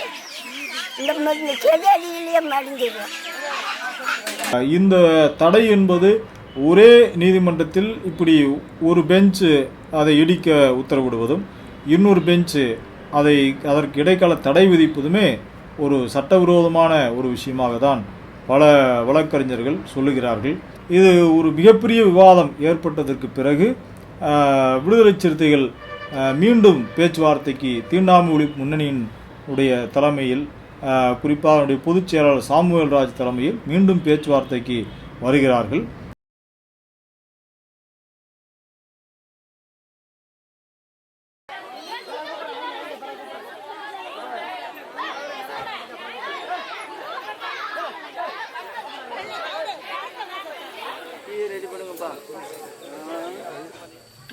ஒரு மிக முக்கியமான ஒரு பிரச்சனைக்காக ஊரை விட்டு வந்து இங்கே வந்து ஒரு வனாந்தரமான ஒரு இடத்துல கூடி நின்று நம்முடைய குரலை வந்து அரசாங்கத்துக்கு தெரியப்படுத்தணும், நியாயத்தை வென்றெடுக்க வேண்டும் என்பதற்காக இங்கே கூடியிருக்கக்கூடிய உங்களுடைய போராட்ட உணர்வை இங்கே வந்திருக்கக்கூடிய அனைத்து தலைவர்களின் சார்பில் முதல்ல நாங்கள் வந்து பாராட்ட விரும்புகிறோம். அந்த தரப்பில் ஒருத்தரை கூப்பிட்டு கேட்டோம். அவர் சொன்ன விவரங்களில் இந்த காம்பவுண்டு கட்டியிருக்காங்கல்ல சுவரு, அந்த சுவருக்குள்ளே இருக்க இடம் எல்லாமே சர்வே நம்பர் 194. அது வந்து காலனிக்காக ஒதுக்கப்பட்ட இடம் இல்லை அப்படின்னு அவங்க தரப்புல ஒரு தகவலை சொல்றாங்க. நம்ம குருசாமி ஐயா என்ன பண்ணாரு, அதுல வந்து குறுக்க ஒரு கோடு போட்டாரு. கோயிலை ஒட்டி அந்த பக்கம் இருக்க இடம் முழுவதும் சர்வே நம்பர் 193. இது வந்து காலனி வீட்டுக்காக கொடுக்கப்பட்ட இடம் தான். இந்த இடத்தையும் சேர்த்து அவங்க சுவரை கட்டிக்கிட்டாங்க அப்படின்னு ஐயா சொன்னாங்க. இன்னைக்கு கிடைச்ச ஒரு தகவல் வந்து கிடைக்கல. நேற்று வரைக்கும், நேற்று நைட் வரைக்கும் கூட கிடைக்கல. 193 எது 194 எதுன்னு எங்களுக்கு தெரியல. இந்த 2 தகவலில் உண்மை எதுன்னு எங்களுக்கு தெரியணும். இந்த 4 பேருக்குமே இங்கே இருந்திருக்கக்கூடிய இந்த 4 பேருக்குமே தெரியணும். அப்படின்றனால தான் சரி ஒரு சர்வேரை வச்சு அளப்போம், நம்ம பாட்டுக்கு அங்கே பேசிட்டு அப்படியே போயிட்டோம் அப்படின்னு இல்லாமல் நம்ம பேசின தகவலை போராட்டத்தில் இருக்கக்கூடிய மக்கள்கிட்ட சொல்லுவோம், அவங்க என்ன முடிவு எடுக்கிறாங்களோ எடுக்கட்டும் அப்படின்றனால இங்கே வந்திருக்கிறோம். உங்கள் நிலைமையிலேருந்து நான் வந்து பேசுகிறேன். உள்ளபடியே வந்து எனக்கு தனியாக வீடு இல்லை, எனக்கு வீடு வேணும், இல்லை எனக்கு வந்து ஒரு சொத்து இல்லை, எனக்கு சொத்து வேணும் அப்படின்ற மாதிரிக்கான அந்த கோரிக்கைகள் இல்லாமல் ஒட்டுமொத்தமாக எங்களுடைய உரிமைகள் பாதிக்கப்படுது. அதை நாங்கள் வந்து மீட்டெடுக்கணும், அதுக்கான போராட்டத்தை நாங்கள் வந்து இங்கே நடத்துகிறோம் அப்படின்னு சொல்கிறது ஒரு சரியான போராட்டம், ஒரு சிறந்த போராட்டம். உங்கள் போராட்டத்தை நாங்கள் விடுதலை சிறுத்தைகள் மதிக்குது. இன்றைக்கு பறையர்களை எடுத்து நடத்துகிற போராட்டம், பறையர்கள் பல்லர்களை எடுத்து நடத்துகிற போராட்டம், பல்லர்கள் கல்லர்களை எடுத்து நடத்துகிற போராட்டம், இது வந்து வளரணும். இது வந்து உண்மையிலே வந்து நடக்க வேண்டிய ஒரு விஷயங்கள். ஏன்னா அந்த தீண்டாமை கொடுமைகள்லாம் அப்படி இருக்குது, ஜாதிய பாகுபாடு இருக்குது, நாய் பிரச்சனை இருக்குது, பொம்பளை பிள்ளை பிரச்சனை இருக்குது, உட்கார பிரச்சனை இருக்குது, இதுகள்லாம் இருக்குது. ஆனால் இதையும் மீறி அந்த சுவர் இருக்குது அப்படின்ற மாதிரி இருந்தால் அந்த சுவர் வந்து உள்ளபடியே வந்து எங்கள் கோயிலுக்குள்ள நீங்கள் வரக்கூடாது அப்படின்னு சொல்லி தடுத்தாங்கன்னா அது தீண்டாமை சுவர். அப்படி தடுக்கலை, எல்லா பேரும் வந்து கும்பிடலாம் அப்படின்னு சொன்னால் அதை நம்ம தீண்டாமை பார்க்க முடியாது. நீங்கள் காம்பவுண்டை மட்டும் சுத்தம் கட்டிக்கிட்டீங்க வச்சுக்கிட்டீங்க, அப்போ நாங்களும் அதில் பயன்படுத்திக்கிட்டு இருந்தோம், கூட மஞ்சம் படித்தோம் படுத்திருந்தோம் அப்படின்ற மாதிரியான உறவுகள்லாம் இருக்க வைக்குது, இப்போ நீங்கள் மட்டும் கட்டிக்கிட்டீங்களே அது உங்களுக்கு மட்டும் சொந்தம் இல்லை அப்படின்னு கேட்குறது உரிமை பிரச்சனை.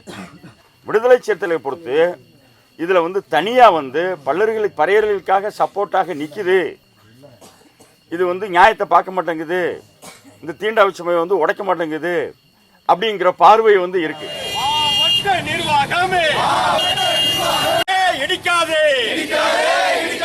விடுதலை சிறுத்தைகள் சொன்னா பறையர்கள் கட்சி மட்டும் கிடையாது, பறையர்கள் இருக்கக்கூடிய அந்த ஜாதி மட்டும் விடுதலை சிறுத்தைகள் கிடையாது. எல்லா சமூகத்தையும் சேர்ந்தவர்கள் விடுதலை சிறுத்தைகள் இருக்கிறாங்க. தாழ்த்தப்பட்ட பறையர் சமூக மக்கள் தங்களுக்கு சொந்தமான இடத்துல ராஜகாளியம்மன் கோயிலை கட்டி 100 வருஷமா வழிபட்டு வர்றாங்க. அந்த கோயிலை திட்டமிட்டு இடிக்கணும்னு சொல்லிட்டு ஜாதி இந்துக்கள் அங்கே இருக்கக்கூடிய சில தலித் பிரிவுகளை தூண்டிவிட்டு வழக்கு தொடுத்து ராஜகாளியம்மன் கோவிலுடைய சுற்றுச்சுவரை இடிப்பதற்கு உயர்நீதிமன்றத்திலே ஒரு ஆணையை வாங்கியிருக்கின்றார்கள். கண்டிப்பாக பறையருக்கு சப்போர்ட்டாகவே இல்லை, ஒடுக்கப்பட்ட அனைத்து மக்களுக்குமான சப்போர்ட் தான். அப்படித்தான் நினைக்கிறோம். இல்லை, எங்களுடைய உடன்பாடு அந்த மாதிரி. அப்படி இருக்கும் பொழுது இடிச்சிட்டாங்க அப்படின்ற மாதிரி தான் இந்த தமிழ்நாடு பூரா தீண்டாமை பறையர்கள் பலருக்கு மேலே அந்தர்கள் மேலே பண்ணியிருக்காங்க. அதுக்கு விடுதலை சிறுத்தைகள் ஒத்துழைப்பாக போய்கிட்டு இருக்கு அப்படிங்கிற மாதிரியான ஒரு பெரிய ஒரு சொல்லு உண்டாகும். அப்போ அப்படின்ற மாதிரி இருந்தால் நம்ம இவ்வளோ பெரிய இயக்கம் நடத்த வேண்டிய அவசியம் இல்லை. இன்னைக்கு கனியமுதன் யாரு, நான் யாரு, மற்றவங்க யாரு அப்படின்ற மாதிரிலாம் இருக்கு. அந்த சைடில் பிஆர் சைடில் பொது இடத்துல 2 பேர்த்துக்கும் பாத்தியப்பட்ட பொது இடத்துல அவங்க மட்டும் கெட்டியிருந்தாங்க அப்படின்ற மாதிரி இருந்தால் சரி, அதை எல்லாமே சேர்ந்து இடிப்போம், அப்படி இல்லாமல் சரி அவங்களுக்கு தான் அது பாத்தியப்படுது அப்படின்னு சொன்னாலும் கூட விடுதலை சிறுத்தைகள் உங்களுக்கு உத்தரவாதம் கொடுக்குது. விடுதலை சிறுத்தைகள் கண்டிப்பாக உத்தரவாதம் கொடுக்குறோம். என்ன உத்தரவாதம் அப்படின்னு சொன்னால், இவ்வளவு பெரிய சுவர் இந்த சின்ன கோயிலுக்கு தேவையில்லை, அதை நம்ம ஏதாச்சும் மறுபரிசீலனை பண்ணலாம் அப்படிங்கிற உத்தரவாதத்தை நாங்கள் ஏற்கனவே கொடுத்துட்டோம். இப்போவும் அதை நான் உங்களுக்கு சொல்கிறேன், வைக்கிறேன், இது பண்ணுறேன்.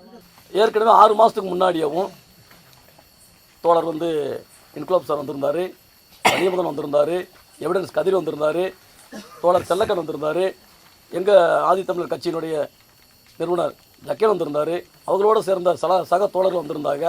இவங்கெல்லாம் சேர்ந்து இதை காட்டிலும் மிகப்பெரிய கள ஆய்வு நடக்கப்பட்டது. மிகப்பெரிய கள ஆய்வு நடந்து அதில் பல தகவல்களை சேகரித்து ஒரு முடிவுக்கு வருவோம் அப்படின்னு எவிடன்ஸ் கதிர் தோழருடைய ஆஃபீஸில் ஒரு பேச்சுவார்த்தை நடத்தப்பட்டது. எங்கள் பகுதியில் உட்காந்து பேசும்போது நாங்கள் சொன்ன நிகழ்வுலாம் கேட்டுட்டு, ஆமாம் இது தீண்டாமை சுவர் தான் அப்படின்ட்டு அந்த சக கூட்டத்திலே உட்காந்துக்கும் போதே சொல்கிறாரு நம்ம எவிடன்ஸ் கதிர், இது தீண்டாமை சுவர் தான் அப்படிங்கிறது அவரே ஒத்துக்கிட்ட ஒரு விஷயத்த திரும்ப ஆஃபீஸ் கொண்டு மாற்றி பேசுகிறார். இது தீண்டாமை சுவர் இல்லை அப்படிங்கிறார். சரி, ஒருவேளை நான் சொல்கிறேன் இது நான் 93 இருந்தான்னா 94 இருந்தான்னு, எனக்கு அதை பற்றிலாம் ஒன்றும் கிடையாது. அவங்க பட்டா வச்சுருக்காங்களா? அதுதான் என்னுடைய கேள்வி. பட்டா இல்லை, அப்போ எதில் இருந்தாலும் நத்தம் புறம்போக்கு தானே. நத்தம் புறம்போக்கில் ஒரு தீண்டாமை சுவரை கெட்டிக்கிட்டு அதை இடிக்க மாட்டேன்னு சொல்கிறது தவறு அப்படிங்கிறது எங்கள் மக்களுடைய கேள்வி. 4 மாதம் கைகோட்டுற ஆர்டர் வாங்கி கொடுத்து 4 மாத காலம் அரசு அதிகாரிகள் காலம் தாழ்த்துறாங்க. இப்போ கேட்டோம்னா நாங்கள் கள ஆய்வு செஞ்சோம். என்ன 4 மாதமாக கள ஆய்வு செய்ய வேண்டியது இருக்குது? விஓட்டு இல்லாத அடங்கலா, ஆர்ஐக்கு தெரியாத விஷயங்களா, தாசில்தார் தெரியாத விஷயங்களா, இதெல்லாம் தெரிஞ்சுக்கிட்ட பின்னாடி தானே 7 நம்பர் நோட்டீஸ் ஒட்டுனீங்க. இனிமேல் என்ன ஆராய்ச்சி பண்ண போகிறீங்க? சரிங்களா? ஆக எல்லாம் தெரிஞ்ச பின்னாடியும் அந்த சுவர் இடிக்காமல் அவங்களுக்கு சாதகமாகவே காலம் தாழ்த்தி கொடுக்கப்பட்டிருக்கு. அது மாதிரி இன்னும் நடக்கக்கூடாது. இல்லை, அவர் தீண்டாமைச்சவர் கட்டி இருக்கானாக்கா இன்னும் நாளை போடுவோமாக்கா. கவர்மெண்ட் கோர்ட்டு ஆர்டர் போட்டு எடுக்க முடியல.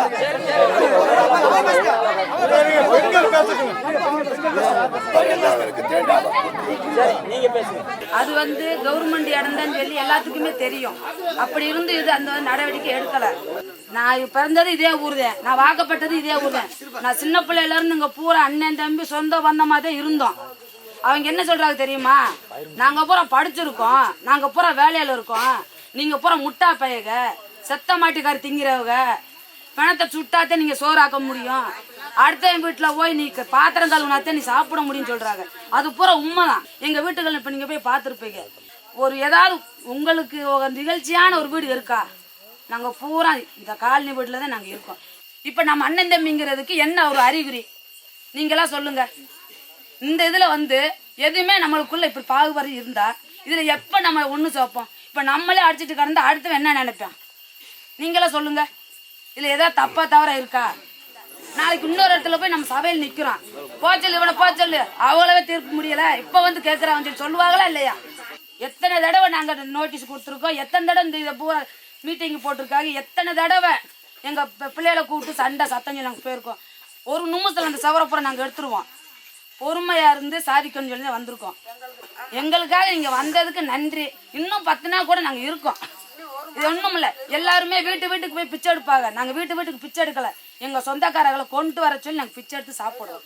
இது தீர்ப்பில் வந்து இது நியாயம் இல்லை. நீங்கள் செஞ்ச போராட்டம் தப்புன்னு சொன்னால் நாங்கள் ஊருக்கும் வர மாட்டோம். இப்படியே நாங்கள் செத்து போவோம். ஏன்னா நாங்கள் தப்பான முறையில் வந்துட்டோம். நாங்கள் தெரிஞ்சு போகும்ல, தெரிஞ்சுக்கிறோம். நான் எது தெரிஞ்சு தெரியாமல் சொன்னாலும் மன்னிச்சுக்கோங்க. நீங்கள் இந்த சுவரை, இந்த தீண்டாம சுவரை நீங்கள் இடிங்க. இது நெத்தம் பரம்போக்குன்னு சொன்னால் எங்களுக்கு இடிச்சு கொடுங்க. இல்லைன்னா எங்களுக்கு வேண்டாம். இந்த சுவரை இடிக்காமல் ஒத்த போட்டு நாங்கள் அங்கே வர மாட்டோம். அதனால தயவு செய்து எங்கள் எல்லாரும் மன்னிச்சுட்டு நல்லா சாப்பிட்டுட்டு நம்ம வந்து இது வந்து தொடர்வதற்கு எங்களுக்கு ஆசீர்வாதம் கொடுத்துட்டு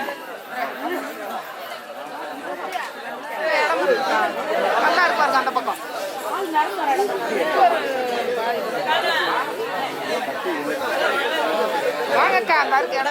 விடுதலை சிறுத்தையில் நாளைக்கு இன்னைக்கு பேசிட்டு ஒருவேளை நாளைக்கு மாற மாட்டாங்கன்னு கிடையாது. ஆனால் மாற மாட்டாங்கன்னு ஒரு நம்பிக்கை நமக்கு இருக்குது. ஏன்னா வந்திருக்கக்கூடிய தோழர்கள் அப்படிப்பட்ட தோழர்கள். அதனால் அவங்க நிச்சயம் மாற மாட்டாங்க. ஒருவேளை அப்படி மாறினா கூட இங்கே இருக்கக்கூடிய மற்ற அமைப்புகள் நிச்சயமாக அந்த சுவரை இடிக்கிறதுக்கான போராட்ட களத்தில் உறுதியாக நிற்பாங்க. அப்படிங்கிற அடிப்படையோட நம்ம பக்கம் நியாயம் இருந்துச்சுன்னா கண்டிப்பாக நிற்பாங்க. அந்த மக்களே அந்த சுவரை இடிக்க சொல்லுங்கள். போலீஸை கொண்டு போய் அல்லது நம்ம அமைப்புலாம் சேர்ந்து இடிக்கிறதுங்கிறது ஒரு வெட்கக்கேடான விஷயம். அவங்களே அதை இடிக்க சொல்லுங்கள் என்று கூட நாங்கள் பேசினோம். ஆனால் அவர்கள் எதற்கும் தயாராக இல்லை. தலித்துகளுக்குள் இருக்கின்ற ஒடுக்குமுறையினுடைய சாட்சியமாக இன்றைக்கு அந்த சுவர் நம்முடைய இருக்கிறது. ஆக அந்த சுவரை இடிப்பது என்பது ஒரு சாதிய உள்நோக்கத்தோடு கட்டப்பட்டிருக்கின்ற சாதிய மனங்களை, சாதி வெறி ஊறி போயிருக்கின்ற மனங்களை உடைத்து நொறுக்குவதற்காகத்தான் நாம் அதை உடைக்க வேண்டும் என்று நாம் சொல்லுகிறோம். இரண்டாவது, தலித்துகளுக்குள் இப்படிப்பட்ட ஒரு அவமானகரமான ஒரு சுவர் இருப்பது வெட்கப்பட வேண்டிய விஷயம்.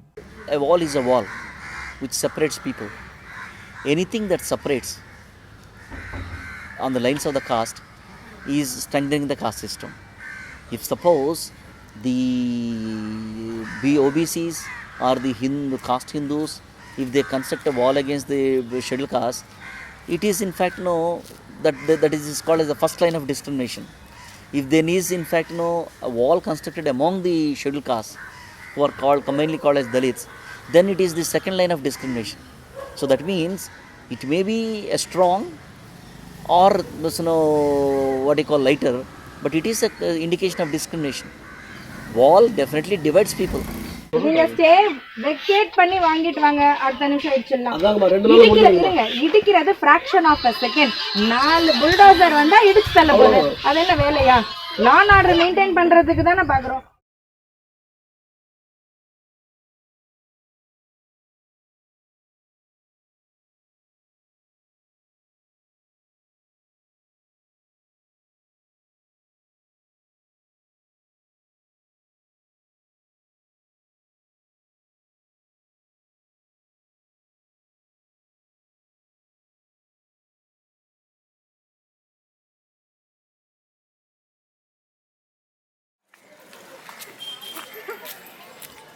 படிக்காத பிள்ளை எங்கேயும் இல்லை. நாங்களும் அன்றாட கூலி வேலை செஞ்சு தான் எங்கள் பிள்ளைகளை படிக்க வைக்கிறோம்.